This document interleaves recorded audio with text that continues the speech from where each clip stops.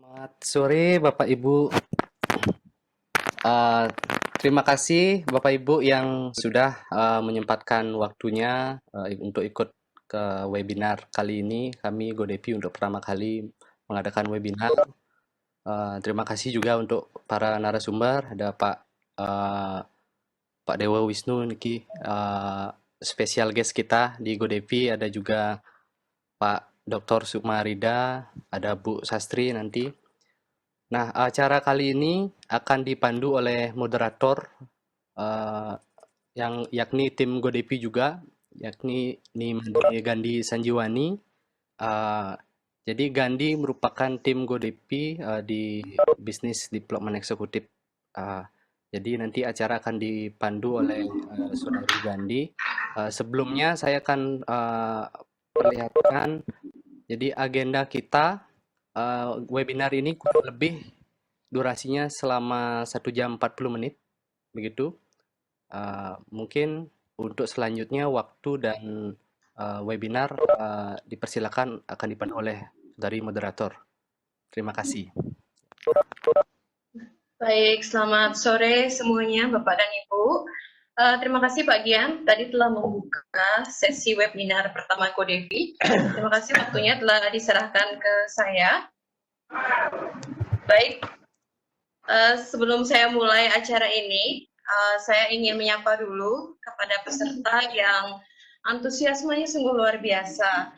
Matur suksema kami ucapkan terima kasih kepada peserta yang telah meluangkan waktu untuk hadir pada acara webinar GoDevi pertama yang bertema bersama bangkit dari pandemi. Jadi ini kebetulan adalah juga kita bersama-sama memperingati begitu ya Hari Kebangkitan Nasional.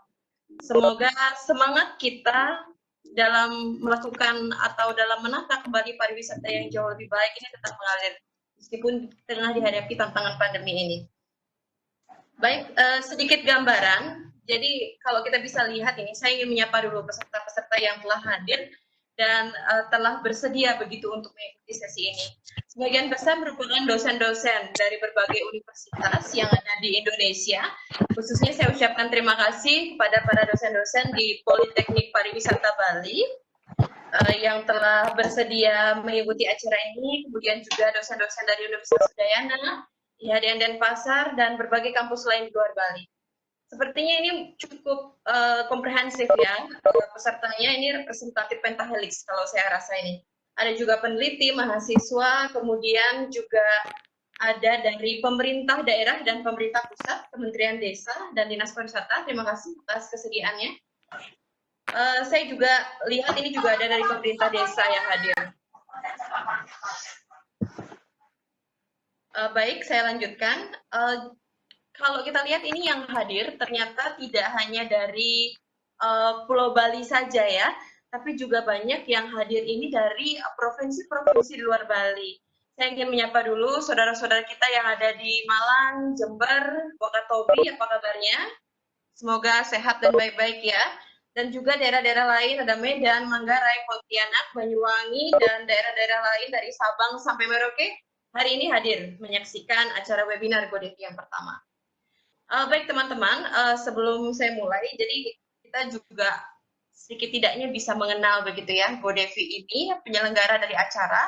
Seperti yang diketahui, kepanjangan dari GoDevi ini sendiri adalah Go Destination Village. Kami merupakan sebuah startup desa wisata, juga melakukan pendampingan atau persiapan penyusunan paket wisata, seperti itu. Dengan prinsip empowerment, sustainability, dan entrepreneurship, kami berkomitmen untuk menyediakan atau menawarkan paket desa wisata otentik dengan pendekatan pemberdayaan, menjadikan masyarakat sebagai subjek dari pariwisata itu sendiri. Dan yang membanggakan ini rekan-rekan, Bapak Ibu sekalian, bahwa GoDevi ini merupakan startup desa wisata pertama di Indonesia yang memiliki concern dalam pemasaran digital dan pendampingan paket wisata, dan GoDevi ini merupakan karya anak bangsa. Baik, masuk di sesi awal acara, mengingatkan kembali kepada seluruh peserta agar memperhatikan tata tertib acara selama webinar berlangsung. Peserta untuk dimohon mematuhi beberapa sejumlah sedia di kolom komentar agar bisa diperhatikan untuk ditaati selama acara ini berlangsung. Acara ini akan berlangsung kurang lebih selama 1 jam 40 menit, di mana setiap narasumber akan diberikan waktu maksimal 15 menit untuk memaparkan materinya, dan dilanjutkan dengan sesi diskusi selama 30 menit. Baik, ada baiknya juga kita mengetahui bahwa acara dari webinar GoDevi ini juga terdapat sponsor. Kami ucapkan terima kasih kepada Prenada Media Group, salah satu sponsor kami, yakni penerbit buku, yang sudah berkenan berkontribusi juga memberikan buku-buku dengan judul-judul yang sangat menarik sekali, dan nanti di akhir sesi acara akan informasikan lebih lanjut bagaimana tentang sistematika pembagian dari giveaway buku-buku tersebut. Baiklah, kita kembali ke topik acara. Saya akan membahas bahwa di acara webinar GoDevi yang pertama ini, seperti yang telah kita ketahui bersama, bahwa concern-nya adalah bagaimana akhirnya para narasumber ini bisa membahas tentang analisis dan pandangan praktis dari sisi supply dan demand pariwisata era new normal.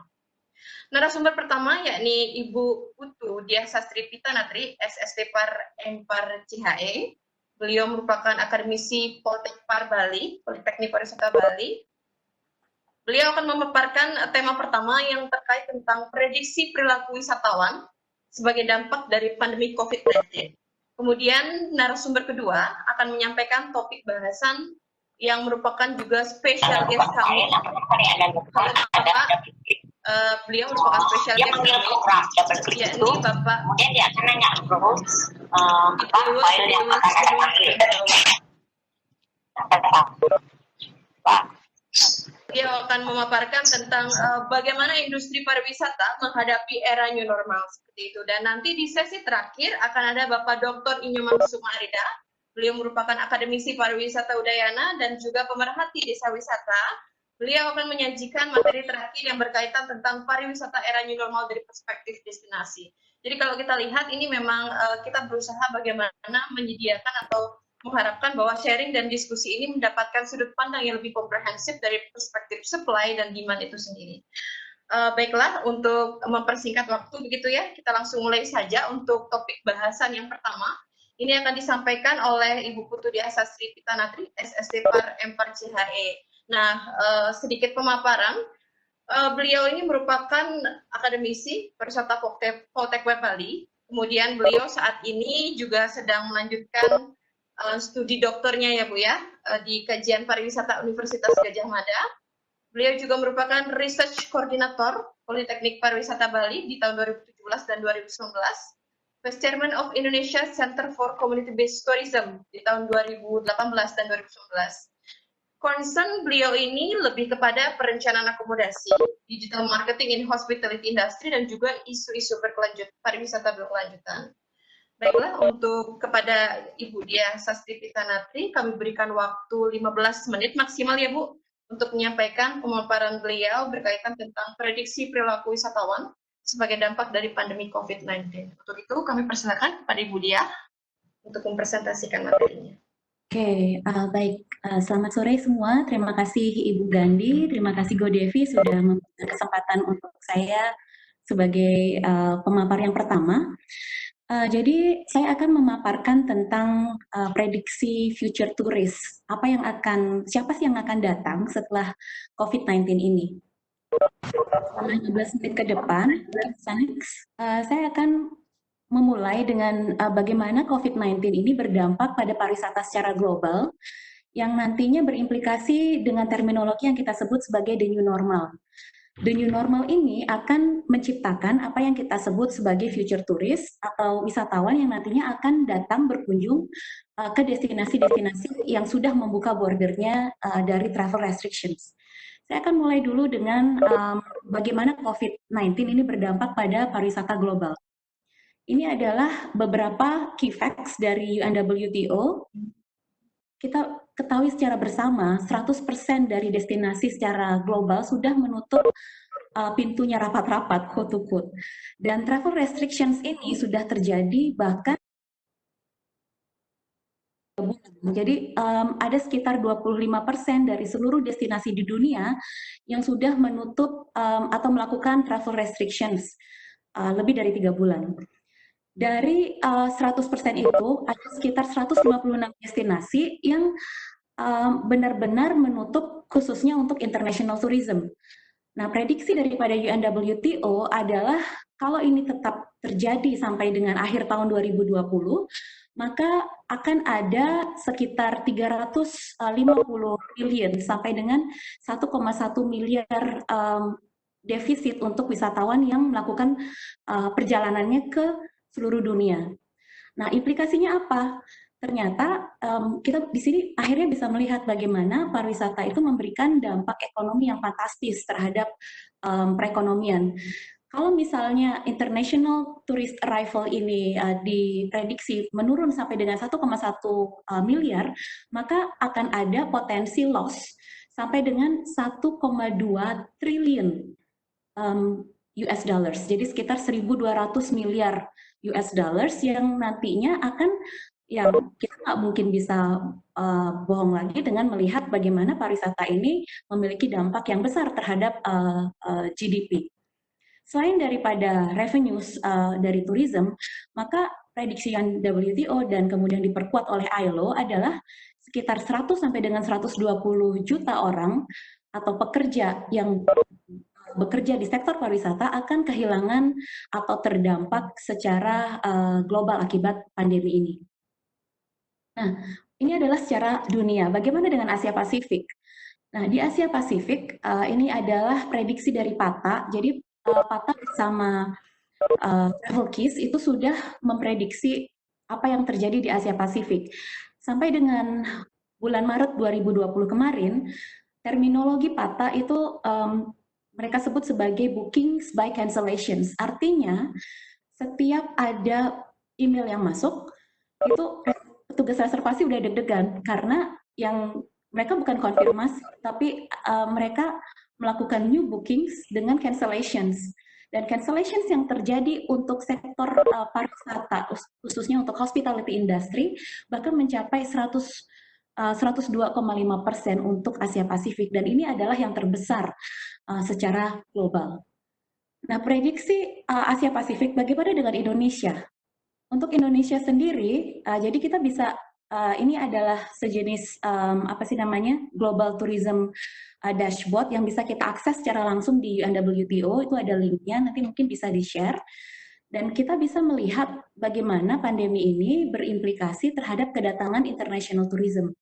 Kita bisa lihat untuk Indonesia, sampai dengan bulan Maret kita sudah kehilangan minus 30,6% dari total international tourist arrivals. Dan ini tentu akan mengakibatkan kita minus juga untuk dari sisi GDP.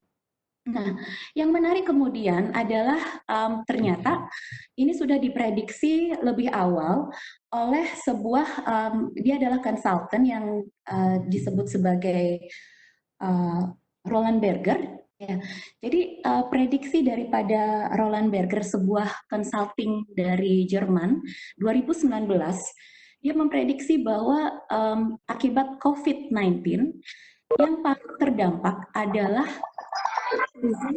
strip travel industries, termasuk juga airlines dan industri retail. Ada kesulitannya fast moving consumer goods. Jadi konsumen sudah tidak lagi membeli sesuatu yang sifatnya non-utilities, tapi konsumen akan membeli segala sesuatu yang sifatnya penting dan menjadi kebutuhan sehari-hari. Nah, dari sini kemudian kita bisa melihat bagaimana pariwisata khususnya di hospitality industry menjadi begitu terdampak baik dari sisi likuiditas maupun profitabilitas. Dan ini tidak akan terjadi dalam waktu yang cepat gitu. Ini akan terjadi mungkin berlarut-larut sehingga sampai dengan akan ada mungkin kita bisa bilang global economic crisis yang kedua setelah tahun 2009.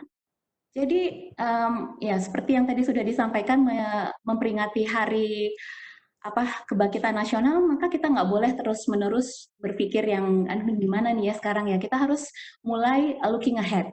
Looking ahead adalah bagaimana kemudian kita bisa memprediksi apa yang sebenarnya menjadi perubahan-perubahan dari konsumen kita, dari wisatawan kita, sehingga nantinya kita bisa mempersiapkan destinasi untuk kemudian menerima mereka saat mereka akan datang ke destinasi kita, terutama dalam hal ini adalah desa wisata. Jadi ada 4 mega shift ya. Jadi ada 4 mega shift akibat daripada COVID-19. Jadi 4 mega shift ini yang pertama adalah kita sebut sebagai stay at home lifestyle. Stay at home lifestyle ini sebenarnya diakibatkan karena adanya social distancing, ada yang kita sebut sebagai, kalau di Indonesia kita bilangnya di rumah aja, gerakan di rumah aja, yang akhirnya berimplikasi terhadap begitu banyak lifestyle baru. Misalnya beberapa waktu yang lalu IKEA dan saya lupa Informa atau apa itu mengeluarkan satu satu promosi yang mereka sebut sebagai Zoomable. Jadi ada istilahnya Instagramable, biar fotonya bagus di Instagram. Ada yang sekarang judulnya Zoomable. Zoomable itu biar keren di belakang. Jadi kelihatan furniture-nya terlihat lebih representatif. Selain itu, dengan stay at home lifestyle, ini diprediksi akan menimbulkan yang kita sebut sebagai, kalau dulu ada namanya the rise of sharing economy, maka akan ada kemungkinan the rise of stay at home economy. Kenapa? Karena tiba-tiba semuanya jadi jualan. Tiba-tiba ibu-ibu perumahan saya jualnya berapa harga kalau 1 kilo, kemudian cabai 1 kilo berapa, dan ini terjadi sesuatu yang tidak biasa. Nah, selain itu the stay at home lifestyles ini juga berimplikasi terhadap pemenuhan kebutuhan pokok yang dulunya orang suka jalan-jalan, kemudian lifestyle mereka suka ngopi. Ada sekarang istilah jamu is the new espresso. Jadi mereka itu nyari jamu. Jadi nyari jamu untuk meningkatkan daya tahan tubuhnya, dan ini disebut sebagai bottom of the pyramid. Mega shift yang kedua adalah orang-orang sekarang lebih cenderung mencari segala sesuatu yang sifatnya di dasar teori. Kalau kita berbicara tentang teori dasar Maslow, jadi pemenuhan sandang, pangan, dan papan. Dalam hal ini pemenuhan makanan, pemenuhan safety issues, disinfektan luar biasa, kemudian bahan-bahan pokok menjadi begitu banyak dicari. Nah, indulgence atau lifestyle yang awalnya mereka lebih suka jalan-jalan akan berganti kepada utilities dengan melalui apa yang kita sebut sebagai online shopping. Dan ini shift ini berimplikasi terhadap mega shift yang selanjutnya, yaitu go virtual. Go virtual artinya semuanya akan go virtual. Dan go virtual ini tidak hanya kita berbicara tentang cukup banyak sekarang desa wisata yang mempergunakan virtual experience, tapi juga menjual paket-paketnya dengan virtual experience. Baru saja saya dikirimin satu link oleh, saya lupa itu ada satu desa di UK. Jadi mereka lakukan adalah mempergunakan virtual reality. Jadi kita pakai kamera yang virtual glasses itu. Kemudian kita ikut turnya itu. Jalan ke sini, sebelah sini ada ini, dan kita bisa melihat naik turun atas belakang. Dan yang menarik adalah di akhir sesi mereka memberikan sejenis kupon yang bisa dipergunakan tahun depan. Next time kalau misalkan datang ke sini ke UK, bisa dipakai kupon ini, dapat gratis berapa persen untuk beli souvenir misalnya. Dan yang terakhir adalah mega shift selanjutnya adalah empathic society, dan empathic society ini menjadi sesuatu yang luar biasa menurut saya, karena empathic society bisa kita bayangkan, kok mau netizen tiba-tiba kita urunan untuk beli APD untuk tenaga medis, kok mau kita urunan untuk beliin makan siang atau makan malamnya untuk ojek online. Empathic society ini juga akan membentuk atau menjadikan masyarakat yang nantinya akan datang ke destinasi kita menjadi seseorang yang completely different. Nah, mega shift ini mengakibatkan apa yang disebut sebagai the new normal. Sebenarnya ini terminologi new normal itu sebenarnya nggak normal, atau justru sebenarnya aneh sekali. Kok bisa sekarang saya beli cabai dari live streaming ibu-ibu yang lagi live di Instagram? Itu contohnya nggak normal. new normalnya lagi, kalau kita datang misalnya mau potong rambut atau ya yang ini adalah foto di Amsterdam. Jadi pada saat kita mau mau have a glass of drink misalnya, kita melalui protokol kesehatan yang berlapis-lapis. Dan mulai dari hand sanitizer, kemana-mana nyemprot, kemudian kemana-mana pakai pakai masker, kemana-mana cuci tangan, sesuatu yang tidak biasa kita lakukan. McDonald's sebagai contohnya juga menerapkan social distancing. New normal bagi McDonald's adalah menyiapkan protokol yang begitu ketat sehingga kalau kita mau datang ke McCafe itu diberlakukan social distancing.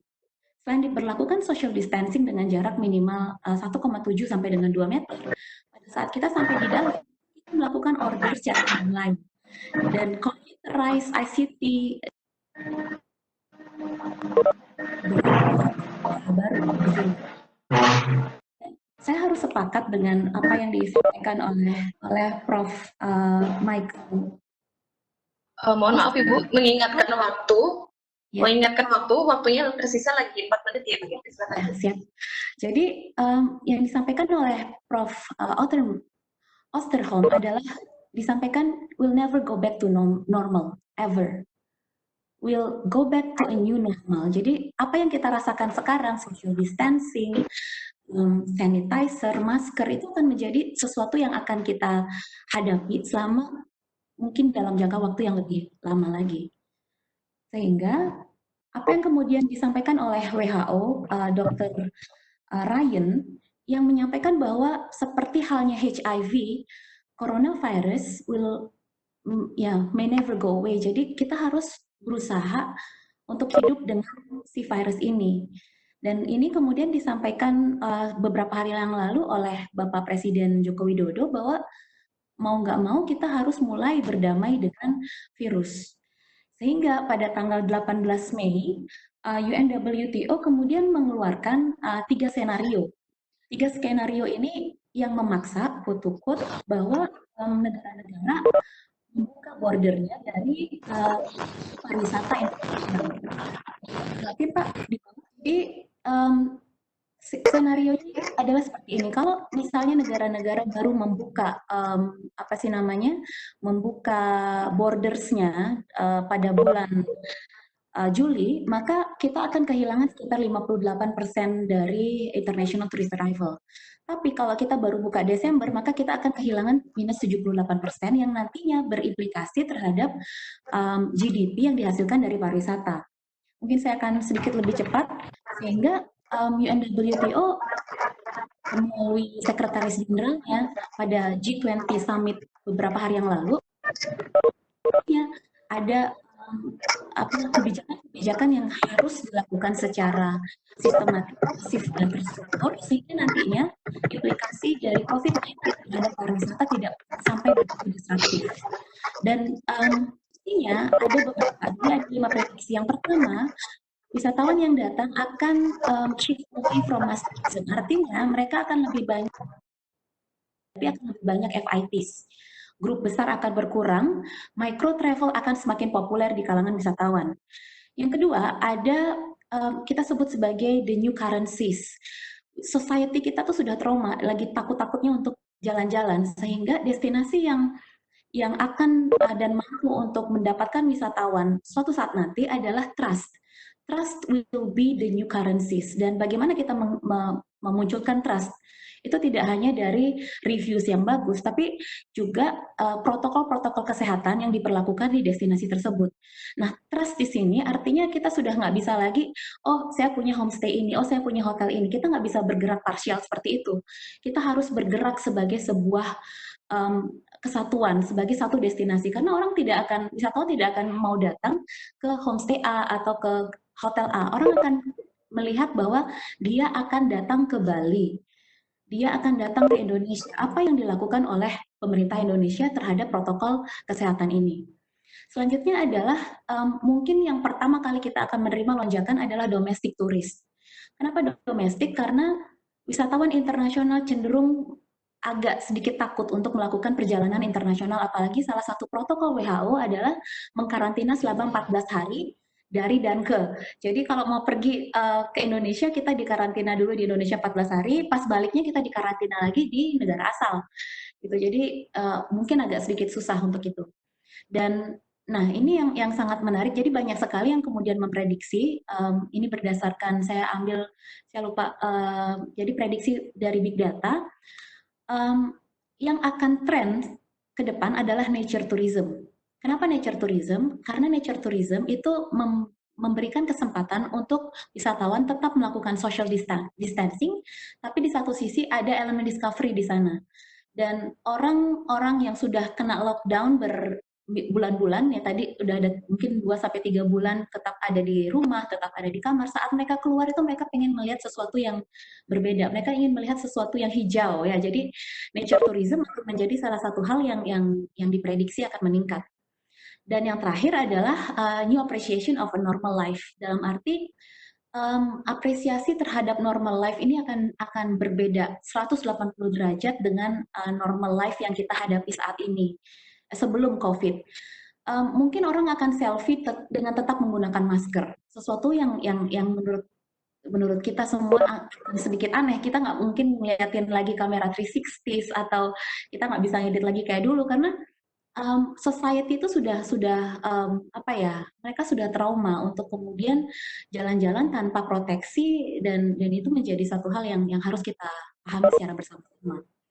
Nah, di akhir slide saya, sorry, ini bisa di bawah lagi, ini adalah satu contoh dari Amsterdam.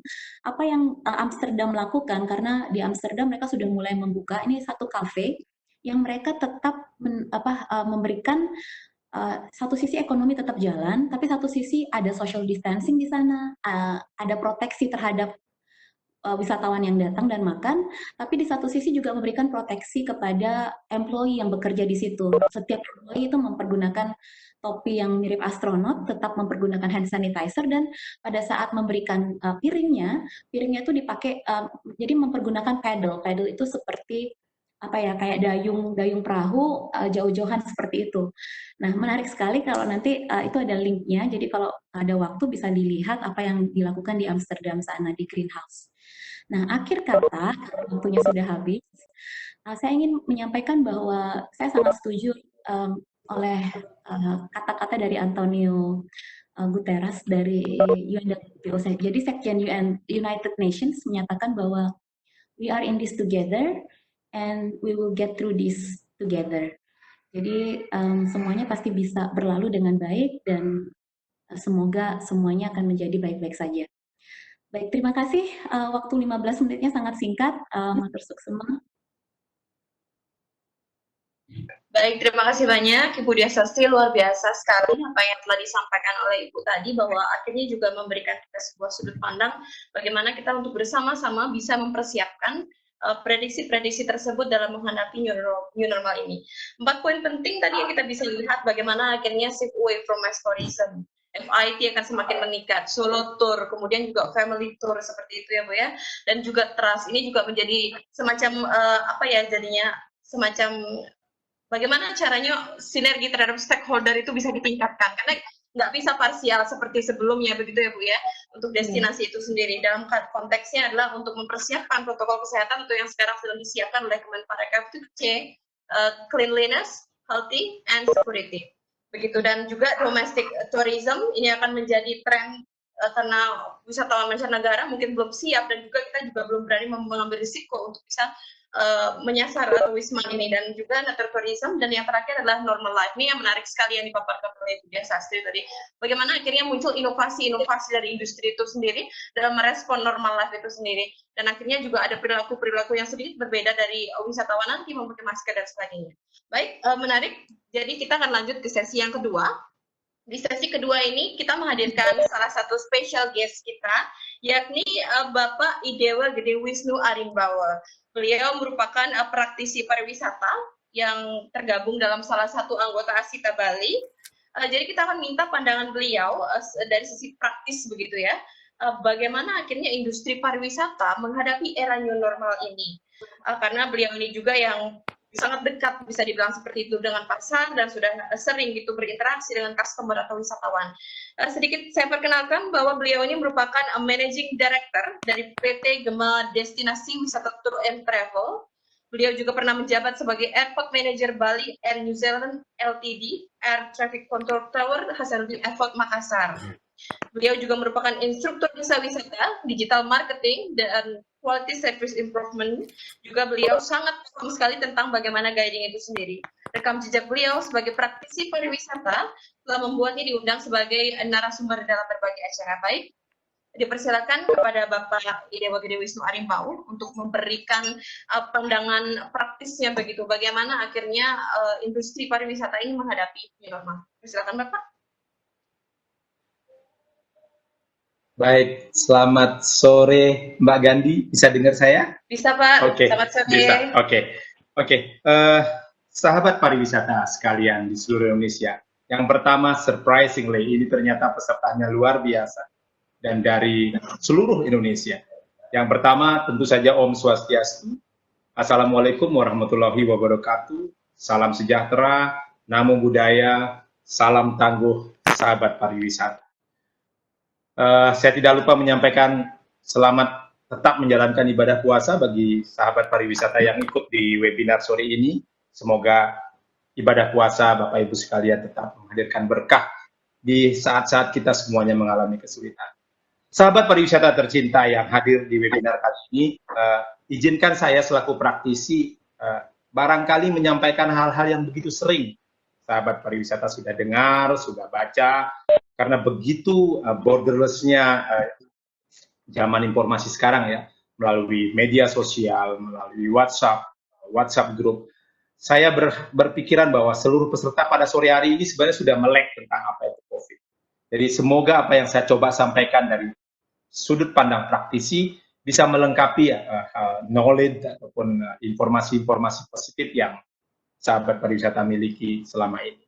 Yang pertama, izinkan saya mengingatkan semua bahwa ini adalah wabah setiap abad terjadi satu kali. Mungkin masih ingat yang terbesar adalah tahun 1918 sampai 1920 di mana ada flu Spanyol yang mengakibatkan kematian korban jiwa sampai 60 juta dan 50 juta saja di Eropa sampai mengurangi hampir setengah dari penduduk Eropa saat itu. Dan walaupun kita menganggap ini wabah dan musibah di tahun 2020, mari kita sadari bahwa kita juga adalah orang-orang yang terpilih melewati wabah ini di abad ini. Kenapa saya sampaikan demikian, sahabat pariwisata? Pada saat kita menyadari bahwa ini terjadi sekali dalam sejarah, dan kita orang-orang terpilih, yang terjadi adalah apalah? Keikhlasan untuk menerima, kemampuan untuk bersyukur, lalu tetap awas kemudian mencari hikmah dari setiap peristiwa. New normal yang selalu kita bahas sekarang dalam bentuk CHS atau CHS, cleanliness, kemudian healthy and safety, itu adalah salah satu bagaimana masyarakat dunia di bawah WHO dan juga Kementerian Pariwisata dan seluruh World Tourism dunia mengambil hikmah dari peristiwa ini. Secara global, izinkan saya sampaikan pendek saja, satu negara pun tidak ada siap mengalami pandemi. Amerika pun babak belur. Cina yang luar biasa hebatnya dengan otoritarianismenya memang berhasil dalam tanda kutip, namun sekarang kita dengar isu dengan gelombang kedua mereka. Tidak ada satu negara pun yang siap. Negara-negara maju yang Italia yang punya sanitasi terbaik di dunia bahkan juga babak belur oleh itu. Maka dari itu, jika negara kita dengan 276 penduduk, dengan 17.667 pulau, yang 5.000 km dari barat ke timur, mengalami beberapa masalah-masalah dalam pengelolaannya, mari kita mampu tetap awas namun juga ikhlas untuk dapat menerima. Kenapa? Karena memang banyak orang menyebut wabah ini adalah uncertain condition. Ya, di samping ada wabah, juga ada begitu banyak hal yang tidak tentu. Namun saya sebagai praktisi pemasaran pariwisata, sering menyampaikan pelatihan desa wisata di bidang pemasaran, menyampaikan bahwa perspektif kita adalah bahwa ini adalah dinamisnya sebuah kondisi. Nah, bagaimana kita memberikan dari segi perspektif praktisi secara dinamis mengikuti hal itu. Kemudian Indonesia bagaimana? Bapak Ibu sekalian pasti semua ingat bahwa darurat nasional penanganan wabah COVID-19 di Indonesia adalah sampai akhir Mei ini atau tanggal 29 Mei. Kalau ada yang bertanya kepada saya di setiap webinar, hampir tiap hari kita webinar, sehari 3-4 kali webinar. Inilah yang kita jadikan pegangan. Andaikan ada pembicaraan lewat televisi, lewat media sosial, lewat Satgas COVID nasional, ada perubahan-perubahan, itu yang saya sebutkan dinamis. Tapi kalau ada orang bertanya bagaimana planning kita menghadapi atau menangani pemasaran pariwisata pada masa COVID dan setelah COVID-19, patokannya 29 Mei. Ya, maka dari itu kita juga menerima bahwa 1 Juni akan mulai dibuka B2B bisnis, kemudian tanggal 8 Juni kita mulai dengar akan ada pembukaan sekolah secara bertahap, gedung-gedung kebudayaan dan seterusnya yang Bapak Ibu bisa ikuti, sahabat pariwisata ikuti, bagaimana secara prinsip pemerintah Indonesia mengajak kita untuk beradaptasi dengan COVID-19. Artinya apa? Kalau sebulan yang lalu kita berpikir ini selesaikan dulu, baru kita berbuat. Per hari ini, sejak seminggu yang lalu, pada saat Satgas Pusat mengatakan, hai, yang di bawah 45 tahun mulailah Anda bekerja. Dan sejak seminggu lalu, kita mulai tidak mendengar lagi tagar di rumah saja. Tidak sehebat dulu. Barangkali tagar di rumah saja masih penting di daerah PSBB. Di daerah Jawa, Pulau Jawa yang 70% memang sebagai penduduknya terdampak COVID-19 di Indonesia. Kebetulan saya praktisi dari Bali. Di rumah saja tagarnya sudah tidak seperti sebulan lalu. Perlahan-perlahan dinamika ini diajak berubah oleh pemerintah. Sehingga kita pada hari ini pada kesimpulan bahwa kita memang harus beradaptasi. Pada saat kita diajak beradaptasi secara praktisi, apa yang saya katakan? Ya sudah, tidak boleh diam. We gotta move on. Kita harus bergerak. Kita harus mulai berjalan. Dan karena Indonesia adalah negara kepulauan, terdiri dari 17.000 lebih pulau, secara praktisi juga kita sampaikan bahwa pemerintah pusat tidak bisa mengumumkan suatu status untuk seluruh Indonesia. Karena pada saat 70% kondisi di Jawa masih red zone misalnya, pada saat Bali sangat landai, pertambahannya minimal, kemudian ada kemungkinan besar kita segera bisa zero case misalnya. Bali kita dorong, kemarin saya juga mendorong Kemenpar, bila perlu Bali mengenakan siap lebih dulu. Kenapa? Karena memang tadi bahwa kita tidak boleh menunggu. Untuk itulah saya menyampaikan dalam kesempatan ini bahwa di beberapa tempat termasuk desa wisata kita mendorong untuk sudah mulai bergerak. Tadi dicontohkan sama Mbak Diah bagaimana McDonald membuka tempatnya dengan CHS atau new normal. Kemudian video tentang sebuah restoran di Amsterdam di mana-mana kita nikmati. Kita lihat. Sekarang di hadapan GoDevi, yang mudah-mudahan pesertanya banyak dari desa wisata. Apa salahnya jika desa wisata itu berbuat yang sama? Saya mengakui, baru saja saya webinar dengan Dinas Pariwisata Provinsi Bali. Memang ada himbauan gubernur, surat gubernur yang mengatakan objek wisata seluruh Bali ditutup dulu. Tapi jika sebuah desa wisata, katakanlah sebuah desa wisata namanya Desa Wisata Bakas di Kabupaten Klumpur, dia memang menutup desa wisatanya. Tapi jika ada sebuah warung kecil di sana, ada restoran di sana, kemudian restoran itu mulai disampaikan melalui e-brosur, melalui kanal-kanal media sosialnya, mengatakan bahwa we are open, tapi restorannya saja. Dia tunjukkan bagaimana social distancing-nya dijaga, bagaimana setiap baru masuk ada termogram untuk pengecekan suhu tubuh pengunjung. Lalu setelah itu tempat duduknya diatur sedemikian rupa jarak. Tempat cuci tangan, pos-pos cuci tangan ada. Kemudian higienisnya dari masakan itu juga teruji. Petugasnya mungkin menggunakan face shield. Nah, jika McDonald bisa, jika 1, 2, 3 mall di Bali sudah, kenapa desa wisata tidak? Nah, dalam perspektif pemasaran digital seperti saya sampaikan, orang Bali yang sudah hampir lebih dari 2 bulan tidak bisa keluar rumahnya seperlunya. Pada saat desa wisata, kemudian banyak tempat objek wisata yang tergabung dalam Putri, misalnya, Perhimpunan Objek Wisata Indonesia, mereka membuka, kita akan berpikir bahwa orang-orang yang hadir di desa wisata itu, di objek-objek wisata tersebut yang barangkali bisa hadir, bisa hanya menikmati makanan di restorannya sambil menikmati indahnya pemandangan sawah, mereka akan sebarkan informasi ini ke seluruh dunia. Dampaknya apa? Dampaknya mengatakan bahwa Bali atau Indonesia, karena Bali itu sangat di Indonesia, life is begin. Jadi Indonesia sudah move on. Memang kita harus sebarkan informasi positif ini kepada penjuru dunia. Dan pada saat border mereka dibuka, mereka sudah berpikir, Bali sudah sejak 2 minggu lalu, atau sejak 3 minggu lalu saya sudah lihat, mereka ready. Jadi, dalam tanda kutip, Bali bisa mencuri poin. Seperti yang disampaikan tadi, bahwa kita ada kemungkinan besar, berat sekali menyampaikan bahwa international tourist arrival akan segera hadir di Indonesia. Sahabat pariwisata sekalian, mari kita bertahap dulu. Dinamisnya informasi terjadi luar biasa. Yang pertama, saya membaca bahwa Juni 2021 barulah pemerintah Australia akan mengizinkan warganya terbang ke luar negeri. Tapi saya juga baru saja membaca lewat sebuah harian bahwa Juli pun sudah dibuka.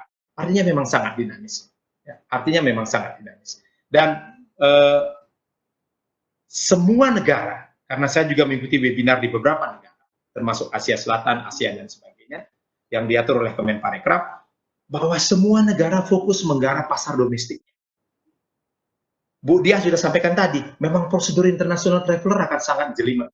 Maka dari itu, keuntungan dari itu, negara-negara menggarap pasar domestik. Maka dari itu, in terms of Indonesia, mari kita garap pasar domestik dulu.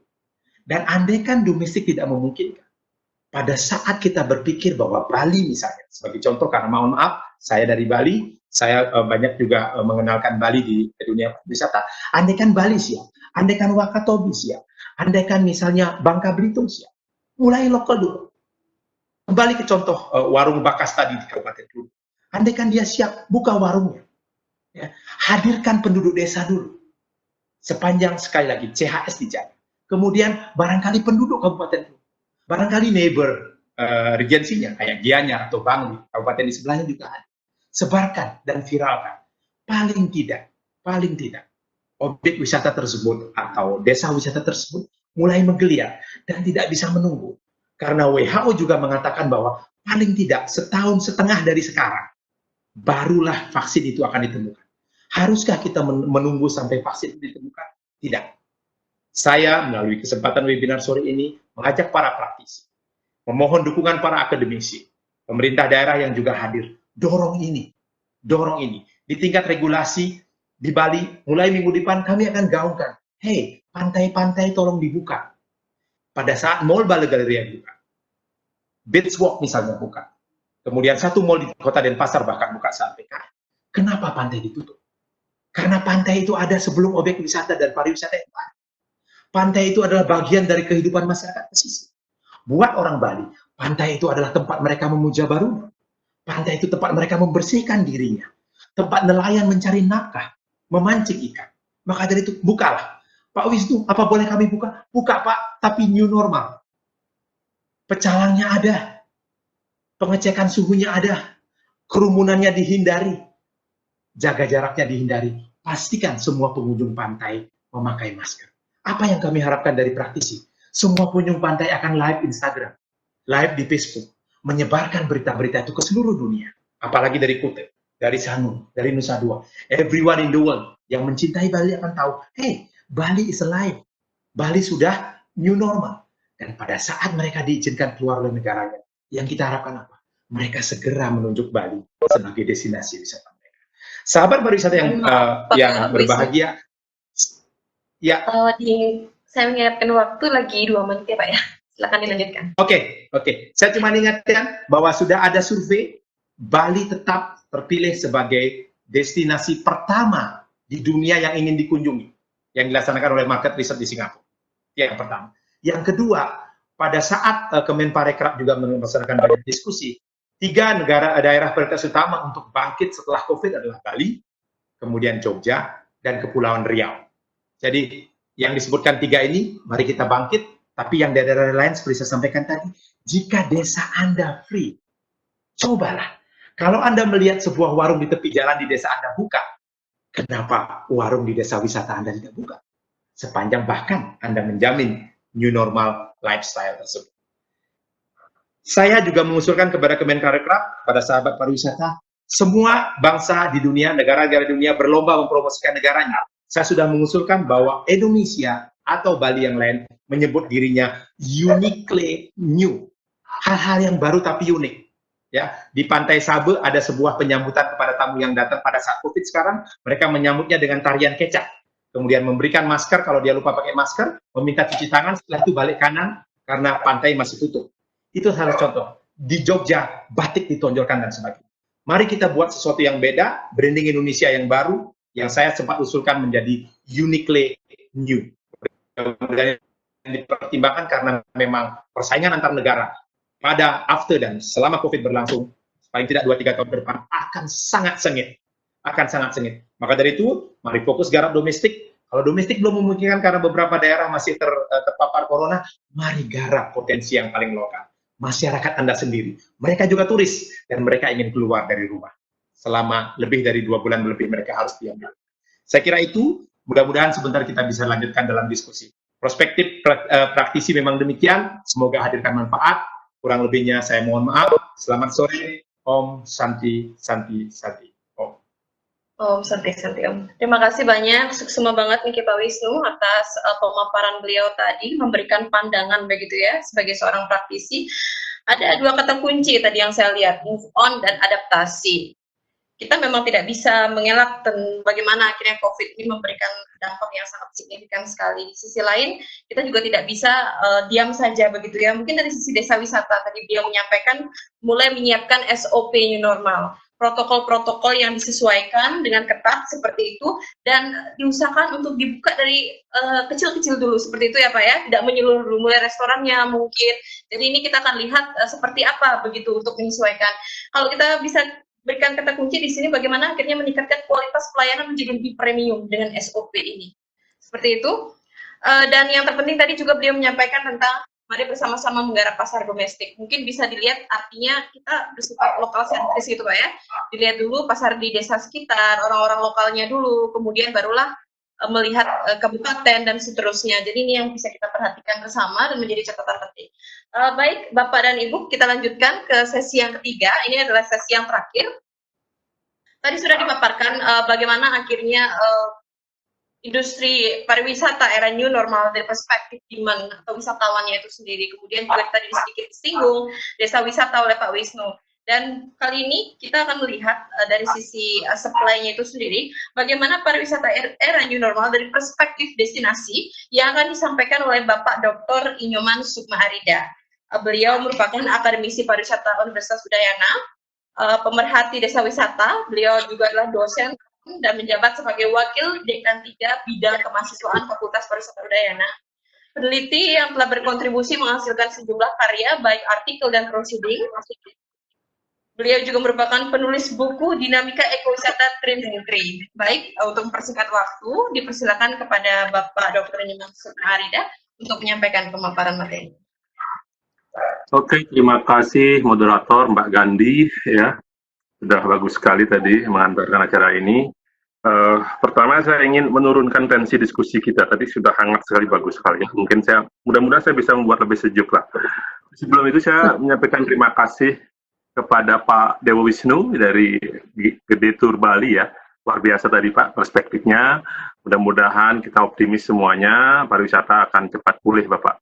Begitu juga Bu Diah tadi saya kira banyak data yang disampaikan dari perspektif global itu penting untuk kita cermati bersama. Saya juga ingin menyapa ada Pak Dekan di sini sudah bergabung, Pak Nyoman Surnate, selamat sore Bapak. Kemudian ada Mas Desta, saya lihat Mas Desta ini adalah presiden dari Desa Wisata Institut Jogja. Sugeng Rawuh Mas, terima kasih sudah bergabung. Saya juga melihat ada Albertus di sini ya, teman dari Flores ini. Jadi ini benar-benar Indonesia sekali. Ini kita bagus sekali memperingati Hari Kebangkitan Nasional, bicara pariwisata. Mudah-mudahan dengan membicarakan pariwisata di Hari Kebangkitan ini kita benar-benar bangkit nanti. Oke, mungkin sebelum lanjut bisa meminta tolong hostnya untuk memutarkan, ada sedikit video, silakan Gian. Mudah-mudahan bisa diputar. Kita saksikan dulu. Dalam kurun 1 hingga 23 Januari atau saat Wuhan resmi diisolasi. Pesawat yang digunakan untuk rute ini adalah Boeing 737-900 dengan kapasitas 189 kursi. Jika dalam sekali terbang berisi 180 penumpang, maka sejak awal tahun ini, Bali kedatangan 2.340 pelancong yang berangkat langsung dari Wuhan. Isaac Bogoh, epidemiolog kum doktor dari Universitas Toronto, mengungkapkan bagaimana dulu kita di Februari ya, itu sempat cemas karena Bali dikatakan ada dalam ancaman besar serangan COVID ya, karena kita bahwa Bali penerbangan untuk dengan Wuhan. The New Year, Balinese celebrate Nyepi. Around 2 or 3 days before Nyepi, they hold a ritual Ini adalah to Melasti. purify themselves. And there's Ini masih tahun lalu ya. Yang tahun ini kita sederhanakan bentuknya. Word of Mala, which means impurity, and Lasti, which means Ini ada of. segala. Balinese people believe that well springs such as ocean water and lake water have power to cleanse and Jadi ini yang kita ceritakan dulu karena kalau Melasti tidak bisa kita lockdown dalam tanda petik, ini akan menjadi pusat penyebaran. Juga Pawe Ogoh. Menghormati Dewa Baruna yang menguasai lautan, dan itu kita terjemahkan dalam keseharian sebagai wujud. Nah ini pastinya tahun lalu ini kita ambil, bukan tahun ini. Laut, Salah satu pantai di Bali. Jadi teman-teman luar Bali, Melasti ini adalah ritual sehari sebelum Nyepi, yang ini untuk pembersihan Pretimo, alam upacara, dan tujuannya untuk pembersihan Buana Agung, jagat kecil, jagat besar gitu. Jadi ini ceritanya video dibuat oleh mahasiswa kami untuk lomba. Nah ini kita kaitkan coba dengan apa langkah-langkah pemerintah di Bali. Gubernur melibatkan adat dengan membuat Satgas Gotong Royong COVID-19 di sekitar 1.500 desa adat di Bali. Dan ini yang bertugas untuk melockdown Melasti dan Pawe Ogoh sehari sebelum Nyepi. Ini tugas yang sangat berat dan berhasil dilakukan. Nah, ini sebenarnya kunci dari kenapa di Bali relatif rendah positifnya. Nah, Satgas ini bisa bekerja karena kepatuhan warga terhadap adat. Akhirnya memang walaupun tanpa PSBB Bali bisa positifnya sangat kecil dan juga angka kematiannya paling rendah di Indonesia, angka kesembuhannya paling tinggi. Nah, ini wujud dari Satgas tersebut. Mereka semacam polisi adat gitu. Kemudian membuat menjaga jaga jarak di pasar tradisional, kemudian masyarakat juga jaga jarak ketika rapat, segala macam. Kepatuhan cukup tinggi. Jadi ini namanya Satgas Gotong Royong. Nah ini yang saya bilang tulisan dari salah satu penulis di Asia Time mengatakan misteriusnya imunitas Bali. Nah ini video Ubud yang saya ambil di setelah Nyepi. Setelah Nyepi, bagaimana sepinya Ubud ini, yang sehari-harinya macet luar biasa. Jadi ini jalan Monkey Forest menuju ke Puri Ubud yang biasanya padat dan ramai. Pada hari yang saya ambil ini, saya agak lupa tanggalnya, yang jelas setelah Nyepi ini sangat sepi sekali. Ini menunjukkan pada bagaimana keberhasilan, kepatuhan warga Bali untuk menjalankan jaga jarak tersebut. Itu mereka tidak keluar rumah, stay at home. Ini bisa dipercepat mungkin Gian, di track aja, biar nggak terlalu lama. Nah, intinya seperti itu. Bisa ke slide sekarang, ya.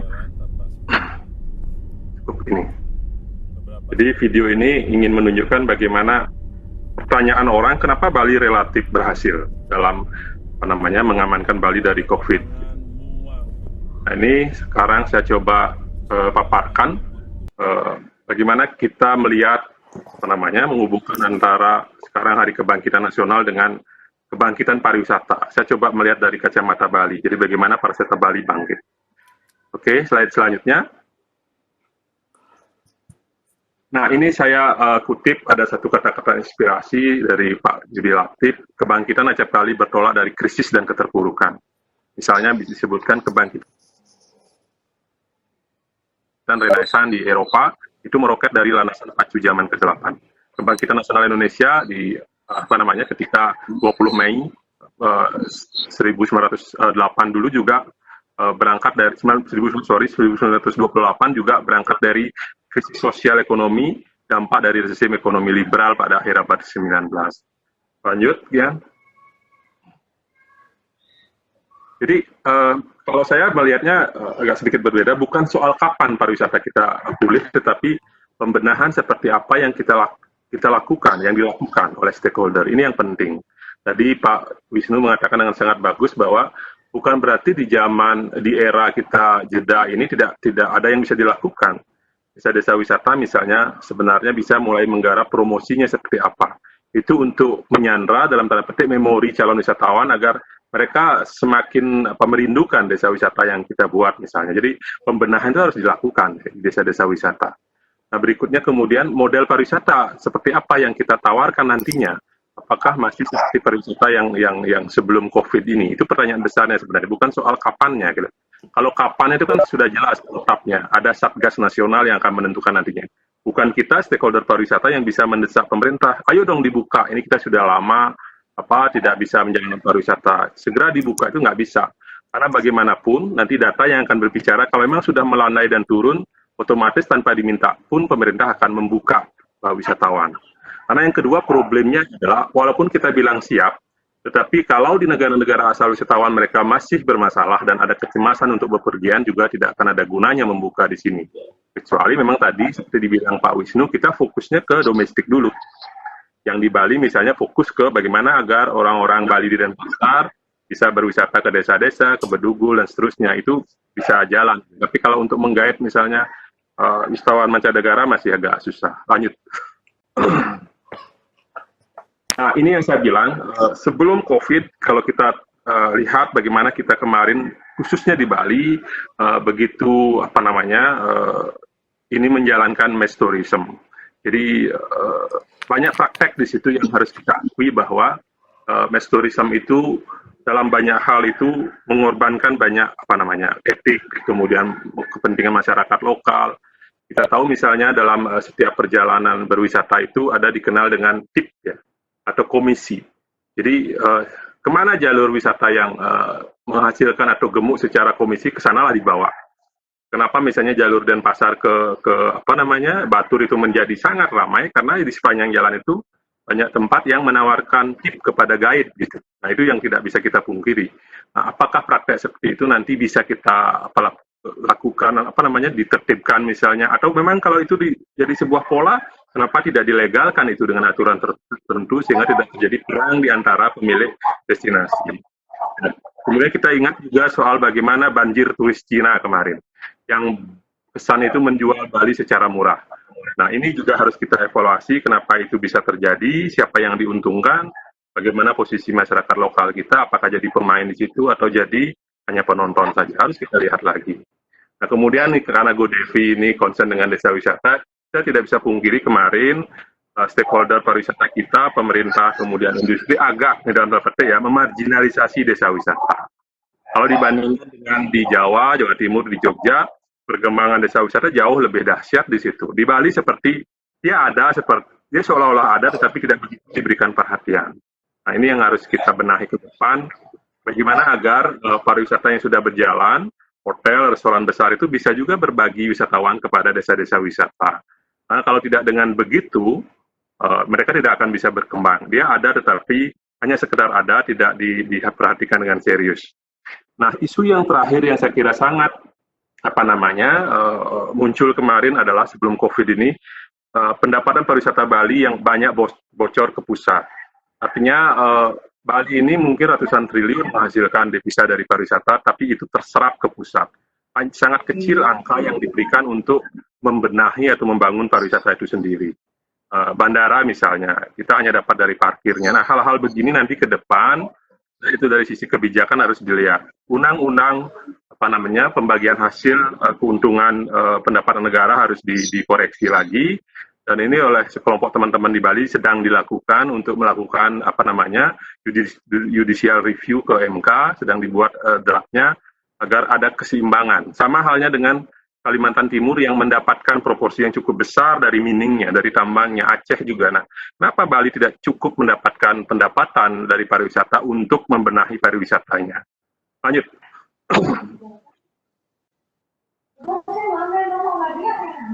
Nah, ini salah satu contohnya bagaimana kemarin Pak Gubernur kita sendiri, Pak Koster, mengatakan bahwa selama ini pengusaha pariwisata kita itu kurang menyerap produk pertanian lokal. Nah, pergubnya sudah ada, tinggal nanti diimplementasikan agar ini ada link and match antara pariwisata dan pertanian. Selama ini ada Prof. Pitano juga, saya lihat tadi, beliau dari pertanian tentu sangat tahu soal ini.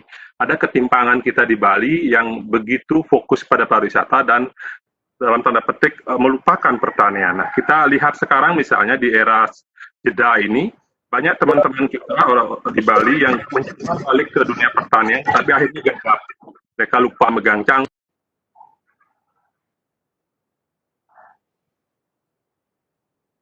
ke pariwisata, tetapi melupakan soko guru ekonomi kita yaitu pertanian. Mestinya ke depan 3 pilar ini disimbangkan, pariwisata, pertanian, dan UMKM, industri kecil. Nah, dengan begitu ekonomi Bali akan lebih sehat. Nah ini pasca pandemi seperti apa? Tadi sebelumnya, tadi saya bilang yang penting itu adalah model pariwisata seperti apa yang kita bangun ke depan. Yang pertama saya kira pemerintah dan stakeholder pariwisata harus lebih pro pada pariwisata kerakyatan. Atau dalam ini contohnya adalah desa wisata misalnya. Tadi Bu Diah dengan bagus menyampaikan bahwa tren ke depan setelah pandemi ini, wisatawan akan lebih memilih destinasi yang lebih bersifat nature, ya, atau di desa atau di dekat dengan alam. Dekat dengan alam ya desa gitu. Karena di sana mereka akan lebih menopang dari sisi kesehatan wisatawan. Dia perlu udara segar, perlu kuliner lokal misalnya. Kemudian juga wisata yang ada nilai edukasi lingkungan dan budaya. Nah ini saya kira yang harus kita intensifkan ke depan, sehingga benar-benar selain wisata itu untuk bersenang-senang, juga mereka mendapatkan fresh gitu ya, kesehatan, kemudian ketenangan ya. Nah, jadi berwisata itu bukan cuma urusan untuk memuaskan indrawi saja, tetapi mendapatkan hal yang lebih mendalam, mendapatkan diri mereka yang lebih tertransformasi nantinya pasca mereka berpariwisata, itu kira-kira. Kemudian juga tadi Bu Dia juga sudah menyebutkan destinasi yang menerapkan protokol kesehatan di era new normal, itu yang akan dipilih nanti. Nah, kita lihat misalnya kalau ke desa-desa, ke alam itu kan otomatis kita bisa jaga jarak. Gitu. Tapi kalau kita di perkotaan, misalnya ke Kuta, sementara mungkin orang masih takut. Jadi ini kesempatan besar untuk teman-teman di desa wisata untuk menyiapkan destinasinya sehingga itu akan menjadi pilihan wisatawan. Nah, yang terakhir saya kira penting adalah volunteer tourism. Jadi bagaimana kita merancang destinasi yang di dalamnya juga menyediakan kesempatan wisatawan untuk melakukan something to share, share apapun yang dia miliki, keahlian, misalnya tenaga, pikiran gitu, itu disediakan, kemudian akan terjadi pertukaran, tidak hanya pertukaran uang, tapi juga pertukaran knowledge, pertukaran keahlian di desa misalnya. Ini yang menarik. Coba lanjut Gian. Terkait dengan volunteer ini, misalnya ada data bahwa Indonesia itu ternyata negara yang paling dermawan. Dalam 3 tahun terakhir ini, Indonesia itu ada di ranking pertama bahwa kita ini paling dermawan, ya, paling volunteerism gitu. Jadi senang membantu orang. Saksikan saja sekarang ketika COVID ini, bagaimana gerakan masyarakat secara partisipatori melakukan banyak hal untuk membantu sesama, membantu para medis dan seterusnya. Itu spontan, tidak ada dikomando oleh pemerintah, oleh negara. Gerakan volunteerisme ada di mana-mana, tumbuh di mana-mana, di desa, di kota, semuanya muncul. Nah ini saya pikir dalam pariwisata bisa kita gerakkan menjadi tadi ya, destinasi yang ada something to share-nya. Kita sediakan itu, kita tunjukkan bahwa di Indonesia ini selain juga kita banyak yang perlu dibantu masyarakat, juga masyarakat kita siap untuk berbagi kepada siapapun yang datang dari dunia lain. Jadi sekali lagi pariwisata itu adalah pertukaran peradaban, pertukaran kebudayaan, tidak sekedar bahwa take and give dalam hal uang misalnya. Itu yang harus kita tunjukkan, pembelajaran itu ada makna lebih dari proses berwisata. Lanjut, saya kira sudah selesai. Lagi satu, ini salah satu berita yang menunjukkan bagaimana solidaritas warga kita di tengah pandemi. Jadi saya ambilkan contoh yang terjadi di salah satu daerah di Kota Madiun ya, di Jawa Timur, yang menunjukkan bagaimana warga di situ saling membantu. Ada cantelan misalnya, orang menggantungkan sembako, Indomie dan seterusnya, dan yang membutuhkan mengambil di situ. Ini di negara lain mungkin sulit ditemukan, tapi di Indonesia masih hidup budaya gotong royongnya di seluruh Indonesia. Oke, lanjut, saya kira sudah selesai ini. Itu yang bisa saya sampaikan. Mudah-mudahan dalam diskusi nanti ada banyak hal yang bisa kita perkaya sehingga membuka perspektif kita semua. Terakhir, selamat untuk GoDevi sudah bisa melakukan webinar ini dengan lancar. Terima kasih, Pak Gandhi. Baik, terima kasih banyak Bapak Sukma Arida. Ini menarik ya, kalau kita lihat dan kita sedikit analisis begitu, dari pemaparan pertama, kedua, dan ketiga. Ada beberapa poin yang beliau sampaikan. Menarik ketika beliau mengungkapkan adalah bukan kapan pemulihannya, tapi bagaimana pembenahan untuk melakukan redesign model pariwisata. Dan juga yang paling penting adalah ketika kita ingin menata pariwisata era new normal misalnya, jangan sampai melupakan permasalahan pariwisata saat sebelum COVID ada, begitu ya Pak ya. Dan juga bisa digabungkan begitu. Apa yang Bu Diah Sastri tadi paparkan di awal, begitu juga dengan Pak Wisnu, kita melihat ada tren nature tadi disampaikan oleh Bu Diah Sastri. Ini juga harus kita lihat apa yang potensi yang kita miliki dengan pendekatan-pendekatan pariwisata berkelanjutan yang akan jauh lebih memberikan manfaat bagi masyarakat. Kemudian juga tadi disampaikan volunteer tourism oleh Pak Sukma. Di saat sesi awal Bu Diah menyampaikan ada tren empathic society, di mana solidaritas masyarakat itu semakin meningkat karena COVID ini. Saya rasa ini menjadi sebuah analisis yang sangat komprehensif yang telah disampaikan oleh 3 pembicara dan narasumber kita ya. Baik, kita lanjut ke sesi diskusi agar kita bisa lebih mengefisienkan waktu. Di sesi diskusi ini, para peserta diperbolehkan memberikan pertanyaan dengan singkat, padat, dan jelas. Begitu juga kepada para narasumber, agar menjawab dengan singkat, padat, dan jelas. Akan dibuka 3 pertanyaan sesi interaktif. Sesi interaktif ini, para peserta diperbolehkan untuk berbicara langsung dengan narasumber dengan menekan tombol raise hand yang ada di sebelah kanan nama masing-masing peserta. Dan opsi yang kedua, peserta bisa menuliskan pertanyaannya di kolom komentar, nanti akan dipilih pertanyaan dan dirangkum dan diberikan kepada narasumber. Mbak Gandhi, Ya. ini ada Prof. Pitano, mungkin beliau bisa diberikan kesempatan juga untuk memberikan ininya, nanti Pak Dekan juga bisa, kalau memang belum ada pertanyaan. Ya, siap Pak. Baik, kami persilakan kepada Profesor Pitana untuk sekiranya bisa melakukan sesi interaktif begitu, mengaktifkan mikrofon dan kameranya untuk menanyakan langsung kepada narasumber. Dipersilakan Bapak. Terima kasih Mbak Gandhi, terima kasih peserta semua. Saya hanya menyampaikan apresiasi saya atas acara yang dilaksanakan oleh GoDevi ini. Saya benar-benar salut dan salut kepada adik saya, Sukmarida, yang sudah menggagas ini dengan baik. Banyak hal kita perlu bicarakan mengenai desa wisata, dan banyak hal yang harus kita benahi bersama-sama. Hari ini saya ada komentar, saya menjadi pendengar yang baik. Teruskan, Saudara Sukmarida. We proud of you. Terima kasih, Prof. Terima kasih. Baik, terima kasih. Mungkin Bapak Dekan bisa ada yang ingin disampaikan begitu. Kami persilakan kepada Bapak Dekan untuk mengaktifkan kamera dan juga mengaktifkan mikrofonnya. Halo, selamat sore, Mbak Gandhi. Selamat sore, Pak Dekan. Ya, sorry, ini kebetulan saya nggak pakai handphone ini, sorry.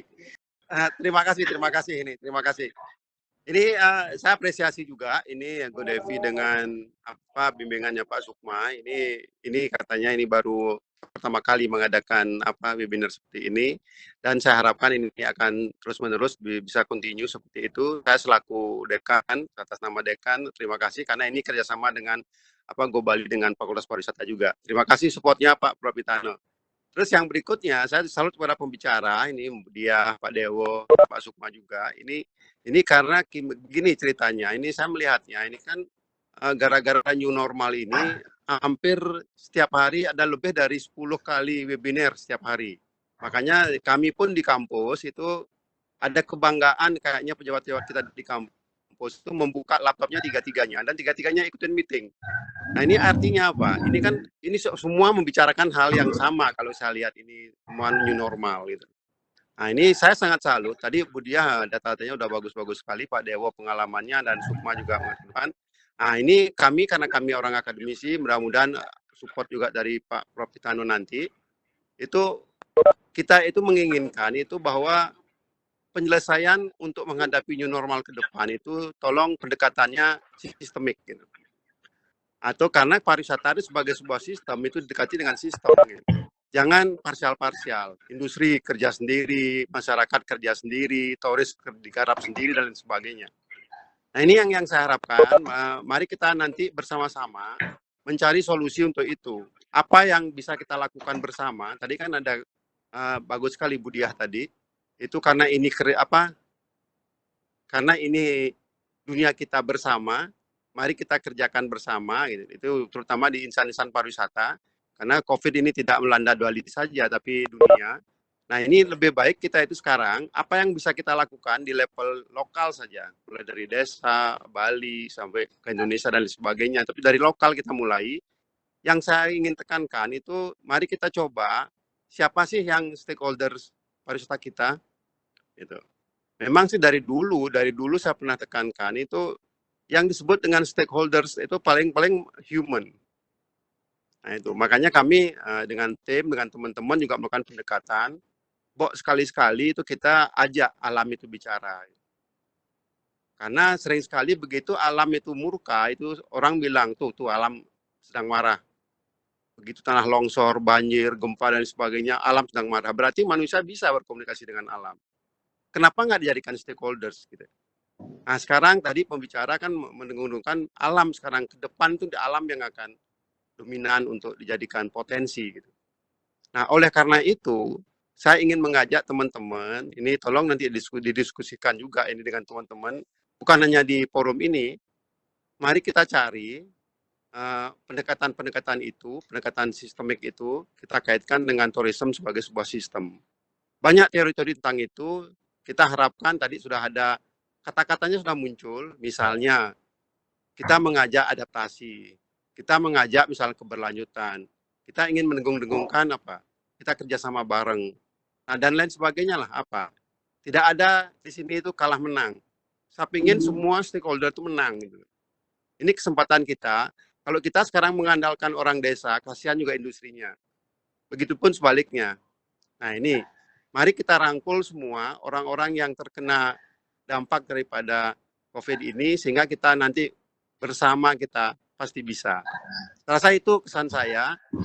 Hanya saja sekarang ini tidak selesai di sini, mari kita bersama-sama mencari solusi untuk itu. Rasa itu, Mbak Gandhi.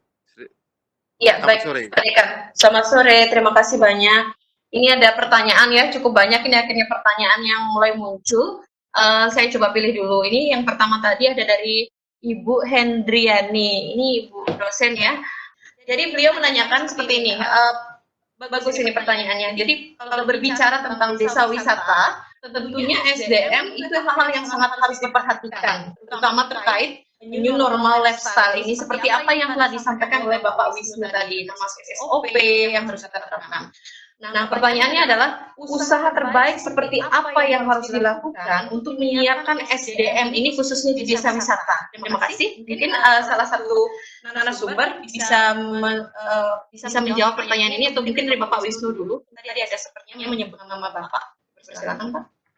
Oke, terima kasih Mbak Gandhi. Bu Dewi bukan hanya teman diskusi, tapi teman duet nyanyi juga. Mbak Gandhi, kita mengenal bahwa desa wisata juga adalah bagian dari Gabungan Industri Pariwisata Indonesia atau GP atau Bali Tourism Board. Dan di sana ada juga Forkom Dewi, kemudian GoDevi juga bisa mengambil peran. Kemudian juga ada beberapa instansi lain yang termasuk Dinas Pariwisata Daerah. Pembinaan SDM bisa dilaksanakan melalui sana. Mengenai CHS atau New Normal, memang kita mendorong, baru saja juga kita bahas itu dengan Disparda Bali, bahwa kita minta segera dikeluarkan, dan itulah yang akan kita sebarkan kemana-mana. Bukan hanya kepada desa wisata, tapi juga semua objek wisata, kepada pengusaha transport melalui Pawiba, seluruh objek wisata melalui Putri, Biro Perjalanan Wisata melalui Asita misalnya. Nah, itu yang bisa kita lakukan, namun per sekarang yang saya dorong 1, 2, 3 objek wisata juga untuk mulai buka, walaupun bahasanya Mbak Indah, Ketua Putri, adalah gas tipis-tipis Pak Wisnu. Jadi memang kita sudah paham sebenarnya CHS yang ada. Jadi paling prinsip adalah mask for all, atau gunakanlah masker setiap saat. Yang kedua, pastikan ada jaga jarak. Kita bisa mengambil jarak seperti video yang restoran di Amsterdam tersebut, bagaimana McDonald mengatur queuing, kemudian tempat atau pos-pos cuci tangan yang banyak disiapkan dengan sabun maupun dengan hand sanitizer. Kemudian pastikan bahwa tempat yang digunakan untuk melayani tamu, walaupun itu hanya penduduk desa setempat, penduduk di masyarakat lokal di sekitar, pastikan desinfektannya cukup. Kemudian petugasnya harus betul-betul paham CHS ini. Nah, saya selaku pelatih desa wisata di beberapa desa wisata di Bali siap selalu melalui kesempatan ini saya sampaikan untuk ikut hadir, karena sekali lagi banyak orang yang sudah mulai, ayo dong kami sudah begitu lama tidak mampu berbuat apa-apa selama COVID. Kalau ada desa wisata yang ingin segera bangkit, melalui forum ini saya sampaikan, saya siap hadir. Saya siap hadir untuk berdiskusi melalui virtual maupun langsung datang sepanjang CAS-nya kita penuhi. Saya kira itu yang saya sampaikan kepada Bu Dewi. Mudah-mudahan Dinas Pariwisata Daerah yang hadir juga mendengar. Kalau memang diperlukan, kita harus segera hadir karena memang kita harus monitor juga. Jangan sampai ada teman yang ngegas, walaupun tipis, namun bisa jatuh juga ke got karena misalnya ada penularan COVID di salah satu warung yang dibuka. Nah, itu kita tidak inginkan. Memang seperti dilematikanya negara ini dikelola oleh Presiden kita sekarang, bahwa kesehatan juga harus diperhatikan, namun ekonomi dampaknya juga kita usahakan seminimal mungkin, sehingga bagaimana kedua anak negara ini, kesehatan dan ekonomi, dua-duanya bisa berjalan tanpa harus menunggu COVID-19 ini berakhir. Mudah-mudahan dapat ditangkap apa maksud saya oleh Bu Dewi, dan tentu beliau atas nama Pokja Bali pasti siap berkontribusi yang sebaik mungkin SDM Desa Wisata. Terima kasih Bu Dewi. Baik, terima kasih Pak. Ini ada pertanyaan juga berikutnya, ini dari Bapak dosen saya ini, Pak Anugrah. Pak Hanu, apa kabar Pak? Semoga baik dan sehat. Pertanyaan beliau ini adalah, apa kemudian langkah strategis yang paling mudah dilakukan oleh masyarakat desa, mengingat pariwisata adalah sektor yang paling terpukul akibat pandemi ini? Mungkin dari Pak Sukma Arida dapat membantu menjawab. Silakan Pak. Oke, saya coba menjawab. Mungkin nanti beberapa pertanyaan bisa kita jadikan satu. Saya lihat itu ada yang mirip ya. Jadi tentang apa yang bisa dilakukan, saya kira tadi bisa kita pilah ketika ini masih berlangsung, suasana stay at home, suasana jeda ini, kita bisa persiapkan, kita bisa berbenah. Apalagi di desa itu kan, saya kira untuk jaga jarak itu gampang sekali. Tadi Pak Wisnu sudah sampaikan, kita juga realitas melihat di desa, orang masih bisa keluar ke sawah segala macam. Nah, pembenahan itu yang bisa kita lakukan. Jadi desa-desa itu mungkin mulai bisa membersihkan kawasan jalur trekkingnya, kemudian bisa ketemu-ketemu dengan orang terbatas untuk menyiapkan bagaimana pola kerja nanti yang harus dilakukan ketika ini sudah pulih gitu. Kalau mau yang ada agak lebih serius, mungkin bisa mengadakan virtual tour ya. Jadi ini saya kira sudah dilakukan oleh Ngelanggeran misalnya di Jogja. Itu untuk di Bali bisa kita exercise gitu, virtual tour. Misalnya Catur nih, desanya Pak Gian itu, yang terkenal dengan kopi. Kenapa nggak dibuat virtual tour sehingga orang yang nonton itu merasa seolah-olah dia hadir di situ, mencecap kopi itu misalnya, sambil ngobrol. Nah itu akan membuat memori orang tentang kopinya Catur itu bisa melekat, sehingga ketika nanti sudah kita bebas keluar, orang akan memilih untuk berwisata ke situ gitu. Sama tadi Pak Wisnu bilang Bali ini masuk 3 besar yang ingin dikunjungi orang. Itu kan karena memang mungkin kekangenan orang terhadap Bali, terhadap Jogja itu sudah membuncah saat ini. Sehingga ketika nanti sudah normal, orang akan memilih untuk terbang ke sana misalnya. Nah, desa-desa ini saya pikir sudah mulai harus menyiapkan itu. Tetap dilakukan promosi, website-nya tetap di-update, jangan didiamkan, baru jeda, website juga jeda, itu salah. Jadi paling tidak itu yang bisa dilakukan saya kira. Apalagi desa-desa yang tumbuh sekarang, dengan tipologi yang dari Kementerian kan kebanyakan masih dalam tahap embriotik ini, awal mula berkembang. Nah ini kan banyak hal yang harus dirapikan dulu sebelum nanti benar-benar datang wisatawan dalam jumlah yang cukup ketika normal, misalnya di Oktober, November misalnya, kita sudah harus siap gitu. Jangan wisatawan sudah dengan kerinduan yang sangat berat itu tiba-tiba kita servisnya nggak bagus, kan kecewa jadinya. Nah itu yang tidak kita harapkan seperti itu. Mungkin itu saya langsung sedikit ada nanti mungkin Pak Dewo dan Bu Diah bisa tentang peran generasi muda. Ada yang nanyakan siapa ini? Apa peran generasi muda? IGBHW ya. Apa peran generasi muda? Saya kira dalam banyak webinar juga diungkapkan ke depan ini anak muda ini berperan sangat besar gitu. Dalam menggerakkan pariwisata. Pertama alasannya seperti yang diungkapkan salah satu menteri kita, yang bisa bebas itu kan pertama di awal kan yang 45 tahun ke bawah, dan ini anak muda. Nah mereka yang harus bergerak di depan untuk men-set up semuanya gitu. Kemudian yang kedua tentu anak muda ini dekat dengan digital teknologi. Nah ini juga yang harus kita gerakkan di desa-desa sehingga segala sesuatunya bisa disiapkan. Tadi Bu Diah menyinggung misalnya nanti segala sesuatunya akan serba digital. Nah, nggak mungkin juga kita serahkan itu kepada yang senior gitu ya, untuk tidak menyebutkan orang tua gitu. Yang senior misalnya kan gagap teknologi gitu. Ini anak muda yang harus berperan ke depan gitu. Mungkin yang lainnya biar bisa berbagi, bisa Bu Diah atau Pak Dewo, silakan. Baik, terima kasih Bapak Sumarida. Berikutnya ini pertanyaannya mungkin membahas tentang pasar atau wisatawan ya, bisa ditujukan kepada narasumber pertama Ibu Dian Sastri. Pertanyaannya Ibu mungkin nanti bisa dijawab. Bagaimana, ini dari Mustafa Kamal. Pertanyaannya adalah, bagaimana menerapkan pembatasan kunjungan wisatawan pasca pandemi virus ini di destinasi wisata yang dulunya mungkin bersifat mass tourism? Mungkin Ibu Dian bisa memberikan tanggapan. Baik, terima kasih pertanyaannya. Justru ini yang akan menjadi menarik ya, karena tanpa ada limitasi, wisatawannya sendiri juga akan berpikir untuk datang ke destinasi-destinasi.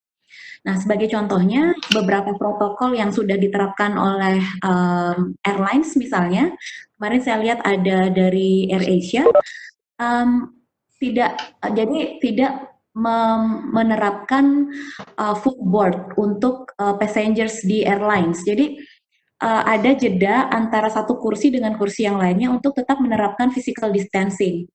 Nah, tentu saja COVID-19 ini akan memberikan kita kesempatan untuk, ya tadi sudah disampaikan oleh Pak Sukma, adalah memberikan kesempatan untuk destinasi bisa berbenah, desa wisata bisa berbenah, dan secara tidak langsung ini akan menyeleksi wisatawan yang akan datang, gitu. Jadi wisatawan yang datang ke destinasi akan berbeda dengan wisatawan yang dulu sebelum COVID-19 itu datang.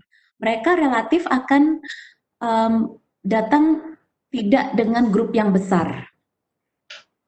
Misalnya kalau dulu kita sering lihat ada tur, misalnya anak-anak sekolah tur datang ke desa-desa, mungkin itu akan sedikit berubah ke depannya.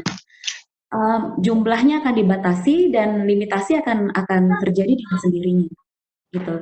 Nah, oleh sebab itu maka sekarang sudah saatnya kita menciptakan mimpi, kita menciptakan gimana kita membajak ya, tadi saya suka istilahnya Pak Dekan, gimana kemudian kita membajak mindsetnya dari wisatawan untuk kemudian berpikir akan datang ke Bali setelah COVID ini berakhir gitu, atau pada saat travel border travel restrictions ini sudah direlaksasi mungkin oleh negara-negara yang lain gitu. Dan mungkin sedikit tambahan Pak, tadi apa yang bisa dibantu oleh generasi muda, yang menarik adalah sekarang ini urban living itu jadi semakin populer dan ada banyak sekali kreativitas yang dibuat oleh anak muda. Ya salah satunya dengan menjadikan sesuatu yang berbau lokal, jamu as the new espresso, dan itu bisa menjadi welcome drink yang mungkin sangat-sangat menarik untuk wisatawan nantinya pada saat datang untuk meningkatkan imunitas. Dan kalau saya cek lagi misalnya di Shopee misalnya ada namanya kayak wedang uwuh kalau nggak salah, itu penjualannya bahkan sampai dengan ribuan. Dan ini jadi salah satu cara untuk kemudian mengemas produk-produk yang ada di desa wisata dengan cara yang menarik, mungkin dengan tambahan meningkatkan imunitas atau meningkatkan daya tahan tubuh dan lain sebagainya. Terima kasih. Baik, terima kasih Bu Diah Sastri.